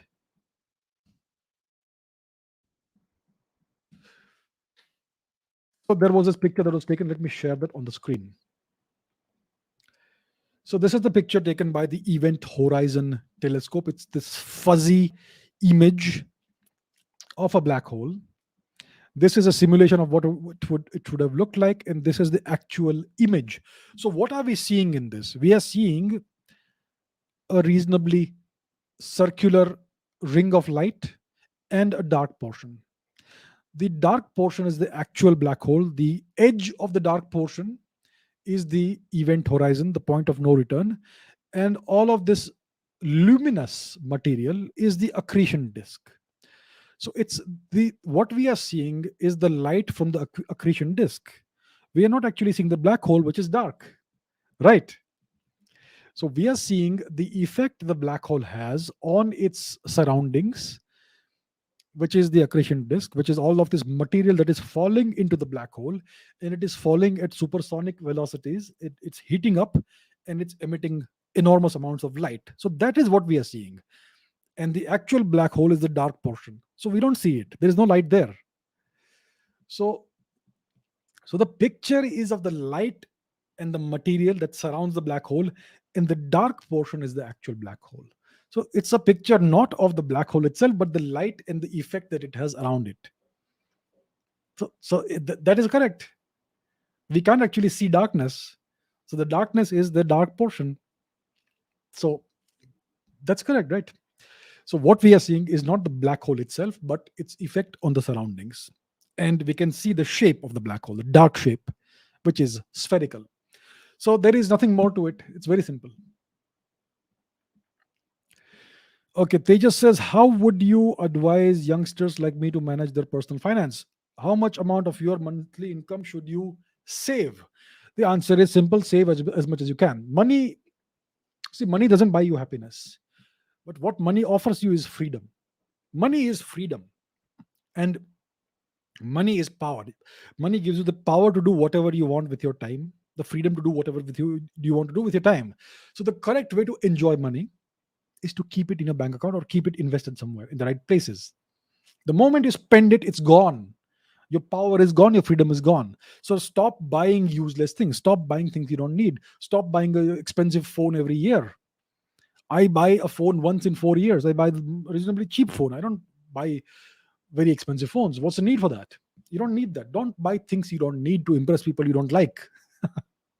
Don't buy expensive branded clothes, 2,000 rupees, 3,000 rupees, or whatever. Stop wasting money. Save money, invest money. So how much of your monthly income should you save? Well, if you are a starter, if you're starting off in your journey, so let's say you are in college or university and you are doing some part-time job to have some extra income. Maybe you're earning 10, 15,000 rupees for a few hours of work every week. You should save all of it. Save all of it or invest all of it. If you have your first full-time job, maybe you're earning 30, 50,000 rupees a month, hypothetically. So that is not a lot of money. Let's say you are a beginner. Your first job offers you 50, let's say 30,000 rupees. That's how it goes for many people. So if you're earning just 30,000 rupees, you will have your rent to take care of, your expenses, food, clothing, all that. So not a lot will be left behind. So in that case, if your income is less, then try to save at least 20% of it. So what is 20% of 30,000 rupees? It's 6,000 rupees. I'm sure anybody can save that. So save that, invest it or whatever. If you are earning 1 lakh a month, you can easily save 40 or 50% of it. Invest it somewhere. If you're earning 10 lakh a month, I'm sure you can save 90% of it. So the more your income rises, the more you will be able to save. Save it. Don't waste money on useless things. Of course, you should have some fun. Go to a restaurant once in a while, hang out with your friends, have a party once a week, or whatever works for you. But don't have a habit of wasting money unnecessarily. It's not going to buy you any happiness. It's just a temporary rush. There is this concept, right, of what do they call it? Retail therapy. You're not feeling good, you're feeling unhappy. Go do a lot of shopping. Go spend a few thousand rupees. You'll feel better. You'll feel better for a few minutes. Once you come back home, you'll feel terrible. You wasted so much money and you bought all this stuff you don't need. So things don't buy you happiness. Freedom buys you happiness. Let's say you have 1 crore rupees in your bank account and you have invested all of that into getting, let's say, 10% returns per year. 10% returns per year of 1 crore rupees is 10 lakh rupees. You can live a very comfortable life on 10 lakh rupees a year without having to work. You can even have a couple of vacations per year if you use it wisely. So money is power, money is freedom. Money will not buy you happiness, it will buy you freedom. So save as much as you can, have some fun, enjoy your money, but don't waste it unnecessarily. So depending on how much you earn, you can save more or less. That's the general advice I would give. Bibek Halder says, what is greater, natural talent or hard work? People say that hard work can surpass talent, but I guess somebody with natural talent can surpass a hard worker with much less effort and time. My opinion is very clear. Talent is overrated. There is nothing without hard work. You may be the most naturally talented person in the world. If you are lazy, if you are incapable of doing hard work, you will achieve nothing in life, unfortunately. There are so many examples in sports of outrageously talented youngsters. You can see they have this incredible talent, but for whatever reason they waste it and they achieve nothing much. There are so many examples in a variety of sports, whether it is cricket, whether it's football, whether it's tennis, whether it's golf, or whatever. So many examples of wasted talent. And the major reason is that they got misled. They earned some money and they started enjoying the high life, or most likely because they were not capable of working hard. So there are so many examples of that. So you may be the most talented person in the world, but unless you are willing to be really willing to work really hard and be disciplined and dedicated, unless you have that, you will achieve not much in your life. Look at the great champions in tennis. Roger Federer, he is outrageously talented, but there are people who are such talent like him, they achieve not much.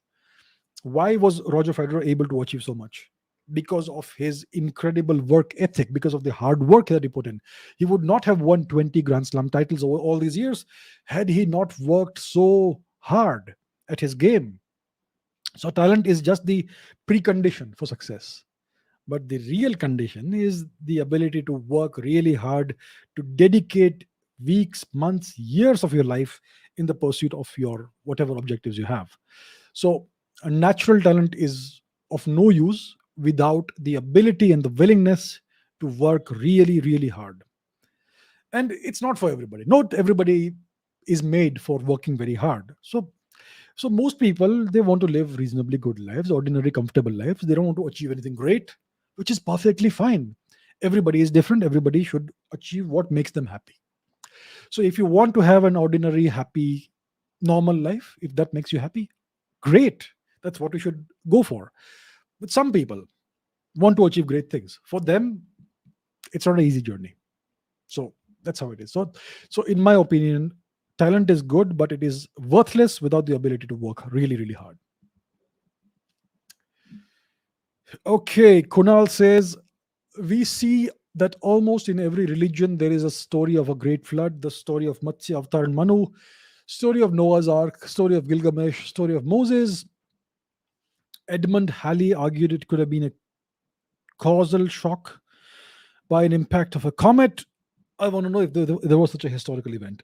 Yeah, so it's true that most of the ancient cultures of the world, whether it's Egypt, whether it's India, whether it's Mesopotamia or the Jewish Semitic traditions or whatever, all of these cultures have a flood myth, a story of an ancient flood.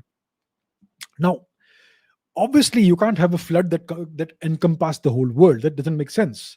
The thing is, most of the ancient civilizations, they were centered around rivers. Without a river, there's no civilization. Mostly, India is a major river valley civilization, and similarly in Mesopotamia, the story of Gilgamesh, etc. You have the Euphrates and the Tigris rivers. In Egypt, you have the Great Nile, and so on and so forth. So wherever you have rivers, from time to time you have big floods. So maybe that is the reason why this story or this pattern recurs throughout history and throughout a variety of cultures. Maybe that is the reason why, because all of these cultures were built around great rivers. Maybe that's the reason why. Maybe there are different floods on different rivers. So that could be one reason. Or maybe there was some global impact, global event that may have caused flooding in many parts of the world at the same time, possibly. So that is also a possibility that can be considered. There is this hypothesized event about 12 or 13,000 years before today called the Younger Dryas event. So it looks like there was some kind of a extraterrestrial impact event, not a very massive one, but something that definitely did cause global cooling for 1,000 or so years, and maybe it would have caused some flooding as well. So that is a hypothesis. It's a theory. It's not been conclusively proven, but it's something that is taken more seriously in recent times. So that is a possibility. So we don't have any hard evidence as of today of some event that would have caused global flooding in Asia, Eurasia, as well as Africa. We don't have any evidence as of today, but there are possibilities. So one possibility is a global event, a global impact event, like the hypothetical Younger Dryas event, or maybe each of these cultures was founded on major rivers, and every river has a big flood once in a 500 years or 1,000 years or something like that. So maybe that's the reason why there are so many flood stories. Kosub says, according to the latest IMF and World Bank reports for this financial year 2022-23, India's GDP is set to grow at 9.2%. Is this a good pace, or do we need to increase it into double digits for becoming the third largest economy by 29-30? It's a good pace. 9.2 is excellent. Ideally, we want 10% plus, but yeah, 9 is not bad. Nobody is going to say 9 is bad. So I think it's a good rate of growth. The trick is to sustain this sort of growth for 2 decades, not 1 decade, but we need this sort of growth for 2 decades. Then we will become a major economy, $10 trillion plus. So we need at least 8 or 9% growth. I would say at least 8% growth for 20 years. So the trick is not to have a single year of high growth. The trick is to have sustained high growth over 2 decades. That is what we need to do. So I am very happy that our economy is going to grow at 9.2% this year. It is projected to grow at this rate. Excellent. We need to find ways of sustaining this growth and hopefully even increasing it further. So that is what needs to happen. Now, please understand that high GDP and high growth is a prerequisite for a country becoming prosperous. It's not quite enough. What really is important is, if you are prosperous, you need good leadership. So let's say India becomes a $10 trillion economy. Is it enough for India to become a major power, superpower? Not quite. You may be a major economy, but if you are mismanaging your country or whatever, it's not going to work. Think about sports. There are certain sports teams. Let's talk about the IPL. Some teams have a lot of funding, a lot of money, but they don't necessarily win the title every year, right? So having money is good. It's a prerequisite for growth and achievement, but it's not the only ingredient. You need the right kind of leadership for a country and for a sports team to become a genuine power. Whether it is the IPL, whether it is the English Premier League, there are teams like Manchester United, Liverpool, etc., who have bucket loads of money, and yet they're not doing well. So please remember this also. It's not enough to have money. The right leadership is the most important thing. So India will need all of these ingredients in the next 20 years to become a great power, which I hope it will. Abhishek says, do you intend to do prolonged fasting every year now? I recently tried multiple prolonged fasts, the longest being 1 week long. I experienced dizziness, weakness, and general fatigue on most days. At no point I felt that energy and zest that some people talk about when they fast. I measured my parameters as well. My sugar was constantly around 50 post 48 hours of fasting. Am I doing something wrong? What was your general experience in terms of how you felt overall? See, I would not recommend prolonged fasting to anybody without medical supervision. Now, I have done this thing multiple times. Uh, in the year, which year was it? 2020? I think it was in 21.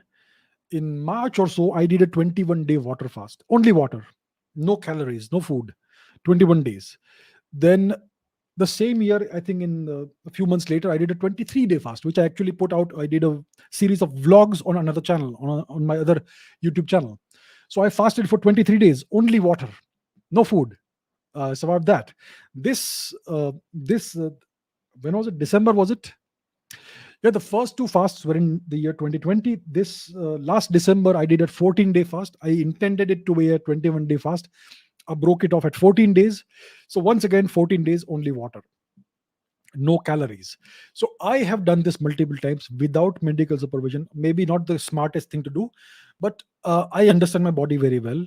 I've had a lot of experience with it, and I always ensured that I was reasonably overweight when I started the fast, because you lose weight very fast. So I would not advise anybody to do any kind of prolonged fasting without medical supervision and medical advice. I mean, everybody's body is different. I have a very robust body. I'm physically, well, thanks to the gods, I'm reasonably physically strong. So my body is able to take it. I did not measure my sugar or anything. The only parameters I measured were my weight, my blood pressure, and my pulse rate. That's the only parameters I measured. As long as that was fine, I kept on doing the fasting, and I overall felt good. I did not experience major dizziness, weakness, or fatigue throughout the thing. I actually felt great when I was fasting. I felt mentally very clear, great mental clarity. Physically, your strength decreases, no doubt about it. If you don't eat, if you don't eat for 14, 22, 3 weeks, your physical strength will decrease. Your muscle mass will shrink. I've experienced that every single time. So there are effects of fasting, but I did feel a great amount of mental clarity, energy as well. So you can feel energetic without being physically strong. You can, right? So you lose muscle mass, you lose weight, you become physically weaker, but you feel more energetic. That is my experience. So I don't know what is how it is going for you. Everybody's body is different, everybody's background is different, your genetics are different, your metabolism is different, your food habits are different. There's so many parameters that goes into all of this. So I'm not sure if you're doing anything wrong or right. My general experience has always been great. I've always loved it. I will do it again in the future. But I would uh, issue a word of strong caution. I would advise nobody to do this without first consulting a good doctor and being throughout supervised by a good doctor. That's the safest way of doing this. Spurs Segal says, what's the difference between a vassal state and a colony? Is the latter a harsher term than the former, as it represents slavery, loot, plunders that India suffered for 8 centuries? In this context, are Japan, UK, Germany, etc., vassal states of the US, or are they pure colonies? Need your opinion. Okay, very good. A colony is a country or a nation or a geographical region where a more powerful country comes and indulges in extraction of wealth and treasure, and maybe they take over the land and they settle their own people there. Look at North America. It's a colony of the Europeans. They went to North America, settled down there, massacred the natives. Most likely about 100 million natives were massacred over a couple of centuries, or 3 4 centuries maybe, and they have stolen the entire land. That's a colony. So that is settler colonialism. They settled there. They stole the land. In the case of India, India was a colony of the UK, of the British. They did not quite settle down in India, but they extracted everything of value out of India. They enriched themselves at our expense. They destroyed India's economy, India's industries, everything in India, and they extracted more than $45 trillion worth of wealth and treasure out of India. And that's why the West is so prosperous. That is colony, that is colonization. A vassal state is not a colony. A vassal state is a nation or a country or whatever, or a kingdom that is subordinate to your kingdom. But you don't extract wealth, you don't destroy the land, you don't plunder the country. They are subordinate to you. They give you a certain amount of tax per year, or what do they call it? They call it, I'm not sure, I don't remember the term for it. Tribute. They pay you tribute every year, and they acknowledge you as their suzerain, as their overlord. And whenever you tell them to do certain things, they will do it for you. Let me give you an example. About 1200 or so years before today, the Vikings were plundering Europe. They were plundering, they were raiding and plundering the UK, the British Islands, and also Western Europe, Western France, etc. And one of these major uh, raiders was a guy, a Viking called Rollo. Rollo. So this guy would come and plunder the UK, the British Islands, and even Western France repeatedly, year after year. So eventually, the king of France, he offered Rollo a deal. He said, I will offer you a huge amount of land in northwestern France. You and your men will settle down in this territory, which belongs to me. You will settle down there and you will rule it as if you were the kings. So Rollo will be the king, but you will be you will be I will be your overlord. You will recognize me as your king. So you will be the duke of this place. And you will have to marry the French women, and adopt the French language and become Christians. So that was a deal. Rollo accepted that, and he became the first Duke of Normandy. So Normandy, this region in northwestern France, was a de facto vassal state of France. It was part of France. It was ruled by Rollo independently, but every year he paid tribute to the King of France. And whenever the King of France needed Rollo to come and fight for him with his soldiers, he would have to come and fight for him. So that is a vassal state. It's not a colony. A colony is something that you loot and destroy completely. A vassal state has a certain different role. So there's this subtle difference. It's actually quite unsubtle. So that, in brief, is the difference between a vassal state and a colony. So the US is not plundering Japan. It's not. But it is, Japan is very much under the boots of the US. The same goes for Germany, the same goes for the UK. They do whatever they're told. They don't really have an independent foreign policy. They don't really have an independent internal policy, also, to a certain extent. So that is a vassal state. They're not being plundered actively, but they are subordinate to the US in a variety of ways. That's why I keep saying that Japan, South Korea, the UK, Germany, etc., are US vassal states. They're not colonies, they're vassal states. Australia may be a colony. Okay, Game Loop says, how does the mind of a theoretical physicist work? It depends on the person. So there are certain things that are common to every theoretical physicist or every scientist. The scientific method. You have a very clear understanding of the scientific method, what it is. You don't mix up science and spirituality, science and religion. You don't do that as a physicist or as a scientist. So that is something every scientist has. Every mathematician also has this. And every theoretical physicist has a good grasp of a big range of mathematical tools, the so-called mathematical methods of physics. You need to be good at all of that. So it's like having a multitude of different skills. And a good theoretical physicist also has the ability to learn new math on demand. So if I need to solve a problem, but it needs a certain kind of mathematics that I don't know, I should be able to learn that very quickly, maybe in a couple of days or maybe a week, depending on the magnitude of the problem you're solving. So that is something that's common to all theoretical physicists. Now, but there are two categories of theoretical physicists and mathematicians also. So one is the procedural scientist, the other one is the intuitive scientist. The procedural physicist or the procedural mathematician will try to solve a problem by going step by step, using the tool of mathematics. Step by step, you go progress in the direction, slowly, and eventually you solve the problem. That is the procedural theoretical physicist and the procedural mathematician. But there's a small minority of theoretical physicists and mathematicians who are not procedural. They're intuitive problem solvers.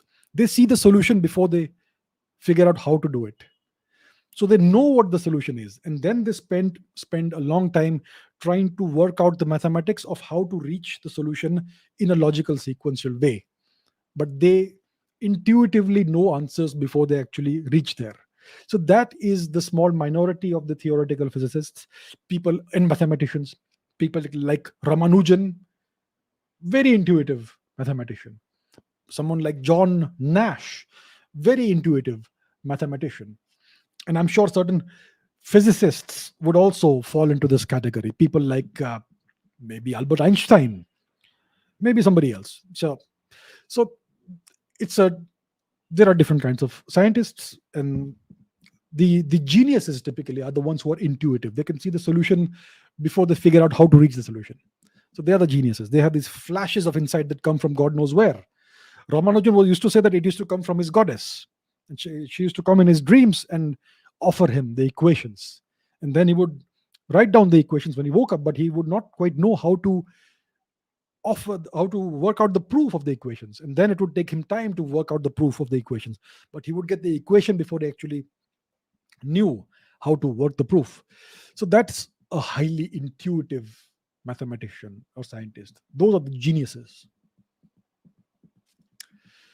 Okay, Alpha says, what will be our future most probably be like? Will it be dystopian? Will it be high tech? Will it be mingled with nature? Well, I hope it is high tech and mingled with nature. Dystopian future is the worst possible thing. Pollution, destroyed environment, deforestation, our oceans and rivers full of plastic. That's a dystopian future. And big data, big brother rooting over us, a global government, yeah, digital slavery. So that is a dystopian future when humanity has lost all free will. We are slaves to the algorithm. We are all hooked to the metaverse, sitting in a dark corner of some room, but we think we are doing great things. That is a dystopian future. I hope we are not going in the direction. We are actually going in the direction. I hope there is a course correction at some point in time in the near future. What I would like to see is a high-tech future mingled with nature. Nature is very important. If we destroy nature, there is no future. I would like to see nature re-emerge again. You know, I would like to see more forests, more greenery. I would also like to see high technology. And in the 1950s and 60s, the science fiction writers had imagined worlds in which uh, technology had solved all the problems of the world and nobody had to work anymore. And people would go after creative pursuits without having to work and having to earn. So that was the utopian future they had imagined. Today we are going towards a dystopian future. So I hope that we have a high tech future which is mingled with nature. But unfortunately, we are going in the wrong direction. We are going towards a dystopian future. If you look at all the science fiction movies and novels that you see today, all talk about a dystopian world, which is terrible. So I hope that doesn't happen. Asha says, you said the Batman movie was depressing in your opinion. Can you name any optimistic movie you can recommend? And do you follow any director like Nolan or Quentin Tarantino, etc.?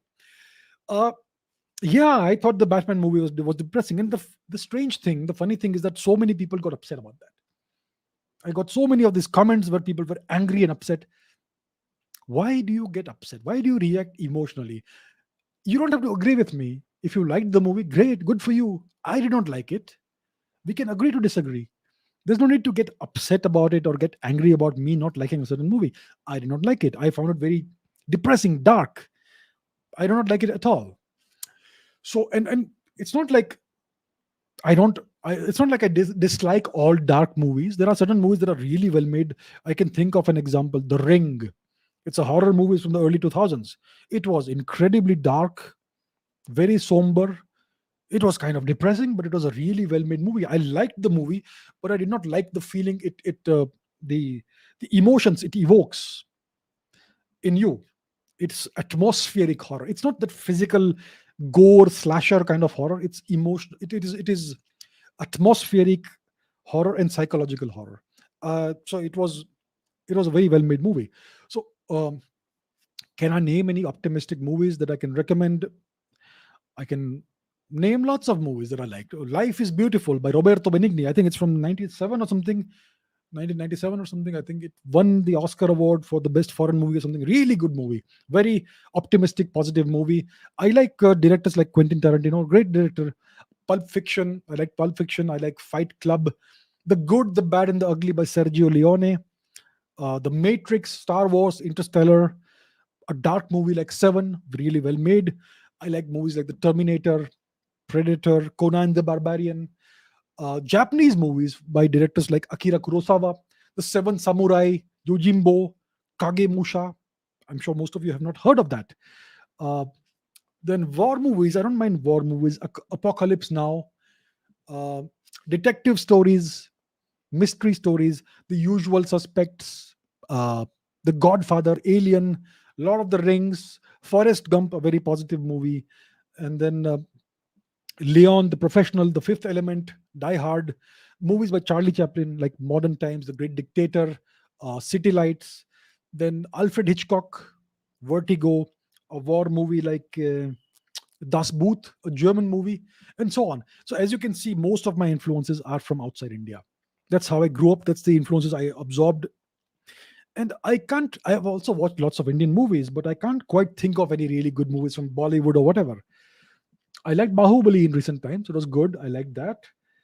Uh, Older Bollywood movies were nice, but then I found out many of them were plagiarized. Either the story was plagiarized or the songs were plagiarized, and that kind of leaves a bad taste in your mouth.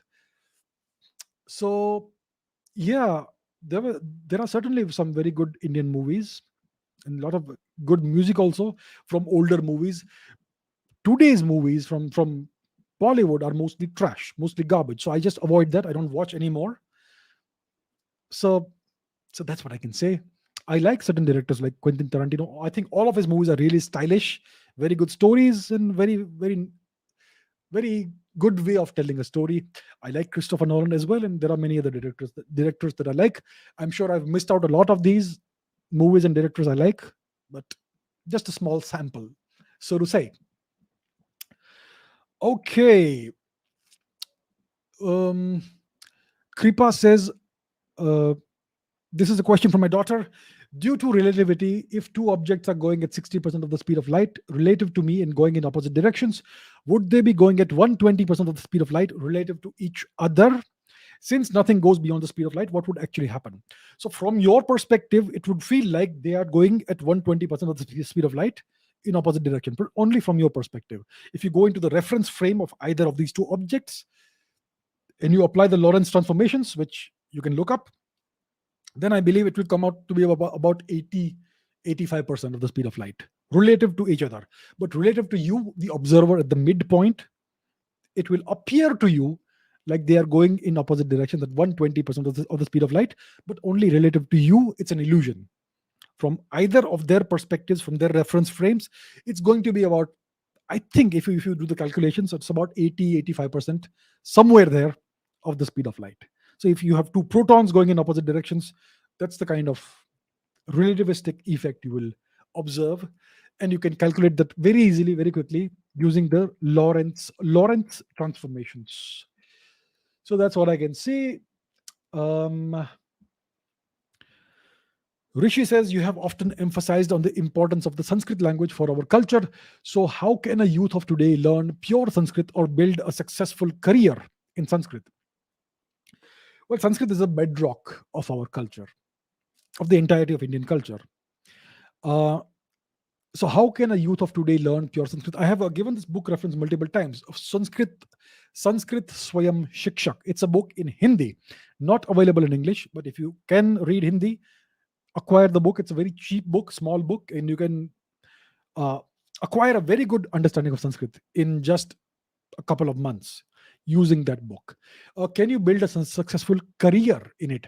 I think there is a huge demand among the Indian people for learning Sanskrit. And there are many YouTube channels that do a very poor job of teaching you Sanskrit. Learning a language should be really easy, but only if the teacher knows how to teach it properly. I see most of these channels, I'm not naming names, I'm sure there are some good ones as well, but most of the channels I've seen that try to teach Sanskrit do it in a very difficult manner. It's not easy to understand. So if you can figure out how to teach Sanskrit in a simple manner, I'm sure you can make a very profitable and successful career out of it. So first, you will have to learn Sanskrit at a high level of proficiency. Then you will have to acquire the skills of teaching it effectively. If you do that, you will have a good career in Sanskrit. Okay, let's take a look at some of the comments, live chat comments. My favorite sci-fi movie is Love Story 2050. Never heard of it, but let's look it up.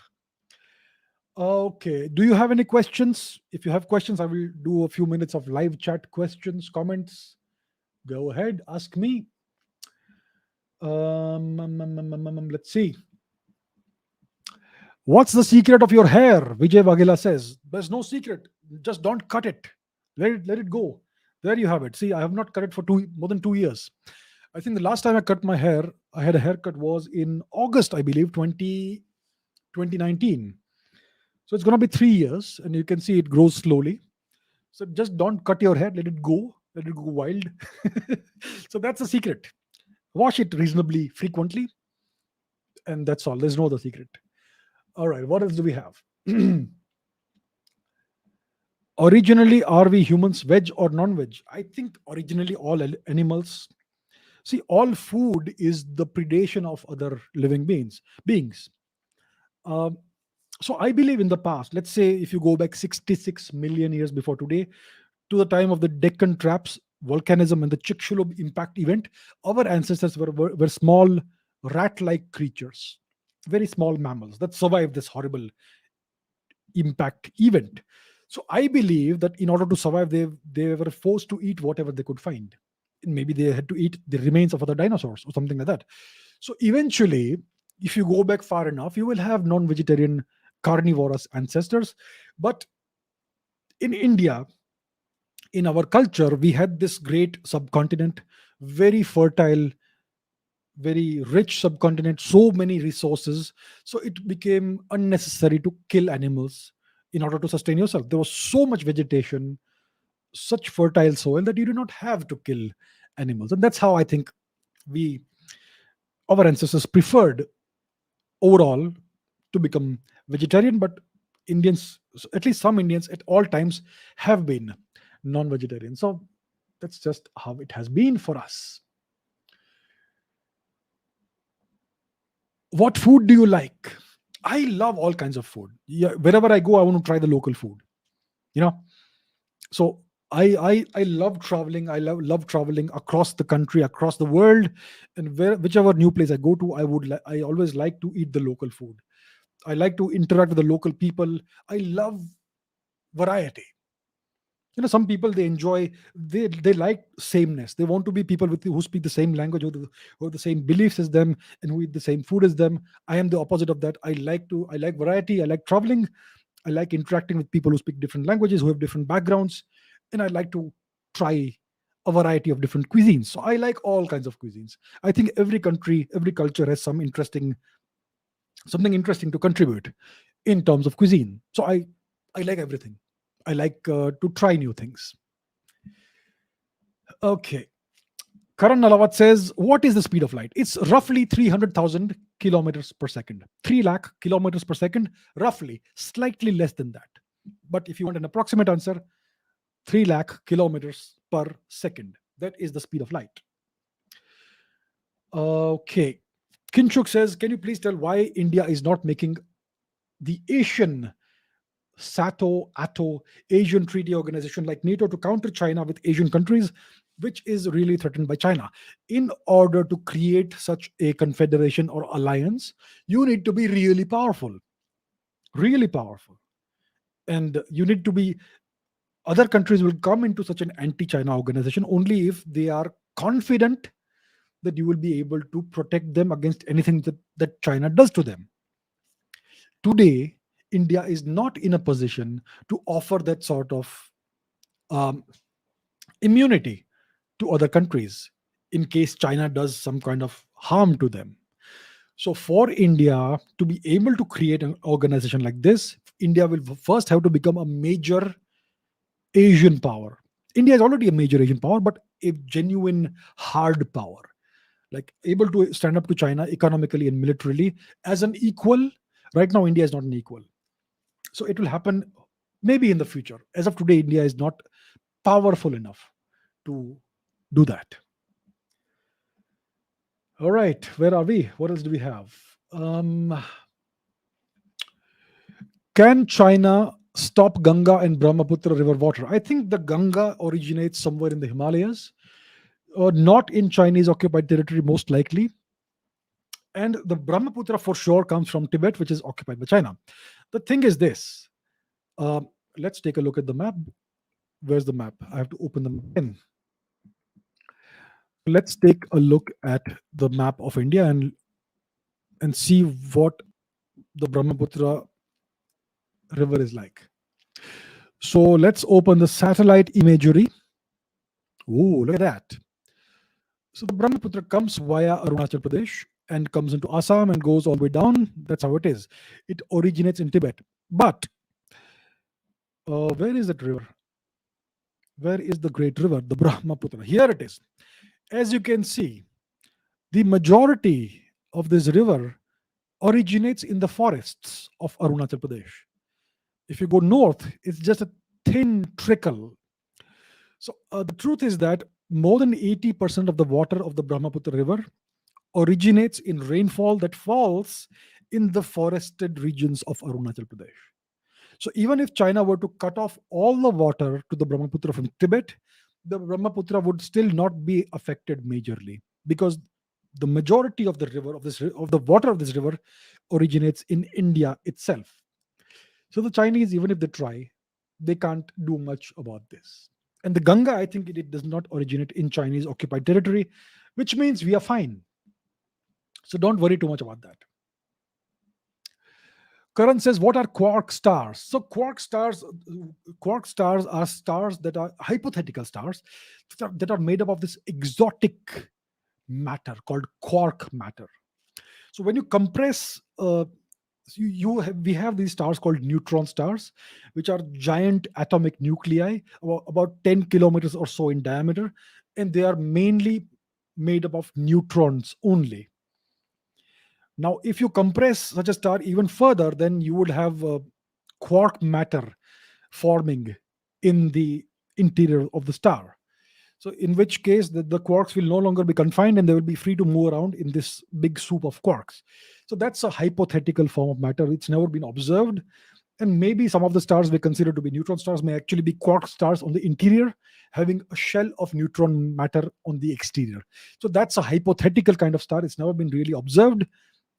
That's a quark star made of quarks, a sea of deconfined quarks in the inside. Okay. Captain Stark says, what are Mahajanpadas? They don't exist anymore. They were the great republics of India. I think there were 14 of them. Was it 14? Yeah, a number of independent republics, Mahajanapadas in ancient India. They were democratic republics. So that, in brief, is what the Mahajanapadas were. And this era came to an end about roughly 2000 or so years before today.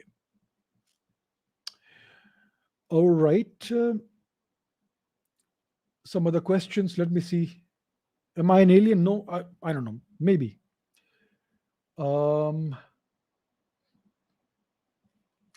What's going on in Myanmar? It's hard to tell. It's a closed-off country. It's again ruled by the military. It's been ruled by the military for many decades. Maybe there's some Chinese interference there now. So we don't quite know what's happening there. And there is very little government-to-government connection now between India and Myanmar.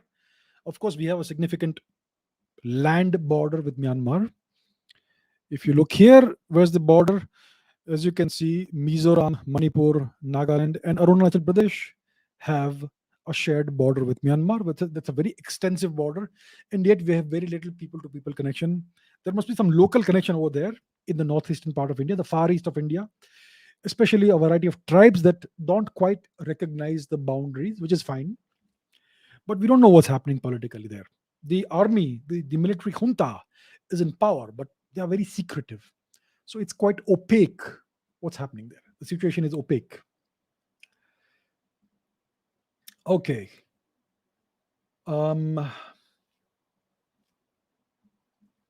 What got you interested in history? Just curiosity. I was always curious about the world. And I found history to be, to some extent, even more interesting than fiction or reading novels. So I was interested in that from a very young age. Right.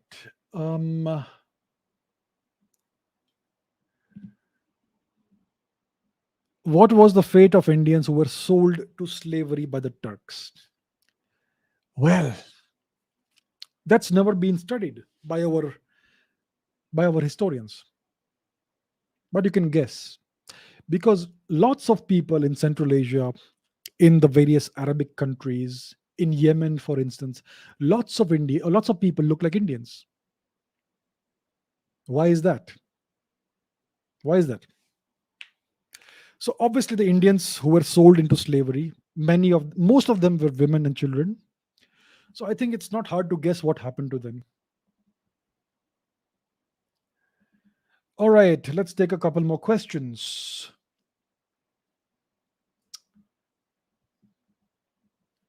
What is best for India? A Pakistan that is constantly in civil war, or a Pakistan that is divided into different nations?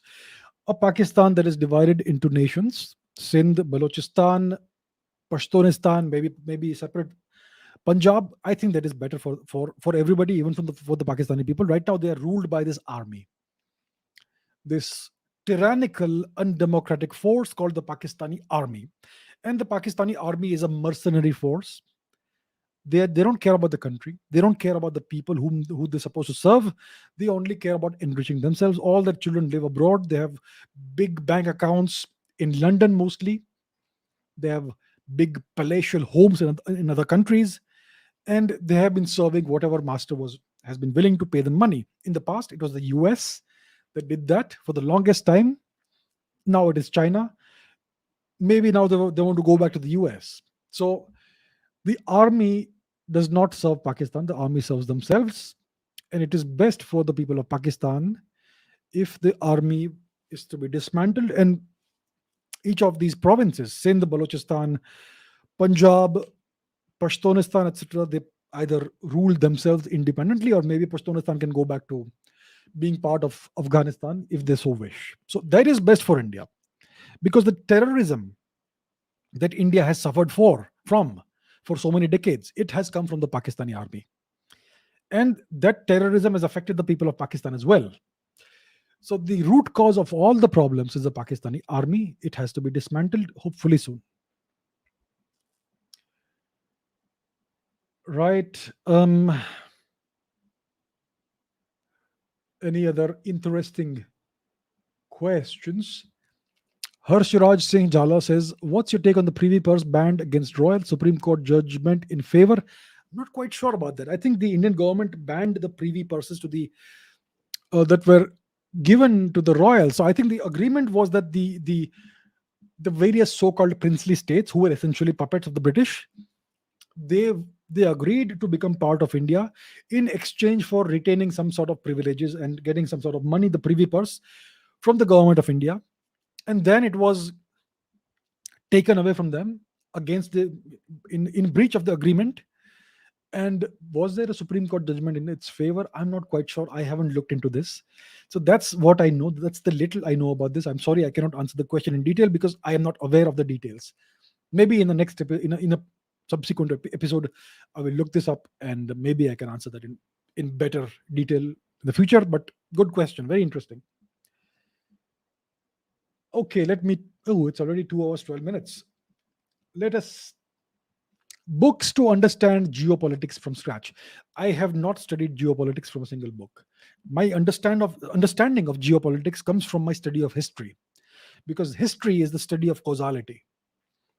And if you study history in depth and from different parts of the world, then you get a very good understanding of what the cause and effect chain is like. Why do things happen? We know things happen. Things happen all the time, but why do they happen? Why do certain things happen and why do certain things not happen? It's all causality. And geopolitics is all about causality. It's all about the understanding of power, national interest, and causality. So if you study history, you understand that. So I don't know of any book about geopolitics. I'm sure there are some textbooks of geopolitics. I'm sure they're terrible. So the best way to understand geopolitics is to have a good understanding of world history. Okay. I live in Germany, Deutschland. Prices are going up. War and Indonesia. How worse could it guess? Could it get? Prices are going to go up, and the price rise is permanent, unfortunately. Uh, Germany, I mean, the whole of Europe was getting this cheap energy from Russia, and now it's not happening. The Russians are demanding payment in rubles, and the various nations that are under the thumb of the US are refusing that. And now the energy is drying up. The gas is no longer flowing. So the governments, including in Germany, are asking the people to use less energy. Don't use the heat, don't keep the heater on all the time, and so on and so forth. And when there is a scarcity of energy, the prices of all essentials go up. This is going to be a long term change. It may be a permanent change. So that's just how it is. This is the cause and effect chain of geopolitics, the causal chain that binds the past to the present to the future. So I hope it doesn't get worse. And it's going to affect the whole world, not just Germany, not just Europe. It's going to affect the whole world. Energy is overall going to get more expensive.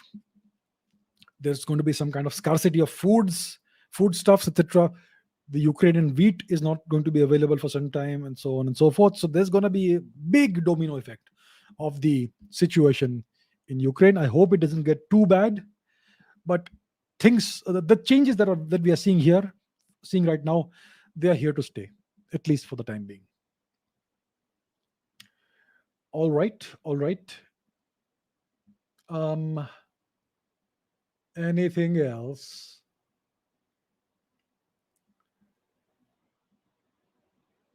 Let's see if there is any other interesting question. Primakov doctrine.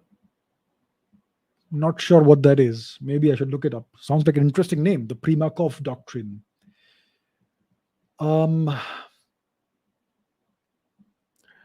are the mutations in coronavirus stopped? Why is it going away? It's not stopped. A virus keeps mutating. And the more a virus mutates, the less dangerous it becomes to its host. So, so the newer mutations are going to keep happening, but it's going to be progressively less dangerous for us. We are the host. The real reason it's going away, it seems to be going away, is that because the media is not talking about it anymore. The media has other bigger fish to fry right now, like the Ukraine crisis and other things. When Ukraine becomes, the situation cools down, they will try to bring back that ghastly person, Dr. Fauci or somebody. So it's there, but it's not going to be a big problem. It was never a hugely dangerous virus in the first place. Are you Charvaka or Vedantist or anything else? I'm certainly not Charvaka. I am not Charvaka for sure. Okay, I think that brings us to the end of today's session. It's one of the longest ones I've done so far. So great session, great questions. Thank you so much. Uh, thank you once again for bringing this show, the Ask Abhijit show, to episode 100, and we'll just keep going. And as you know, I have made the announcement. I have 1 month to go for that. So wish me luck. Thank you, everybody. Thank you so much. Very grateful. And I will see you in the next episode, episode 101. Until then, take care.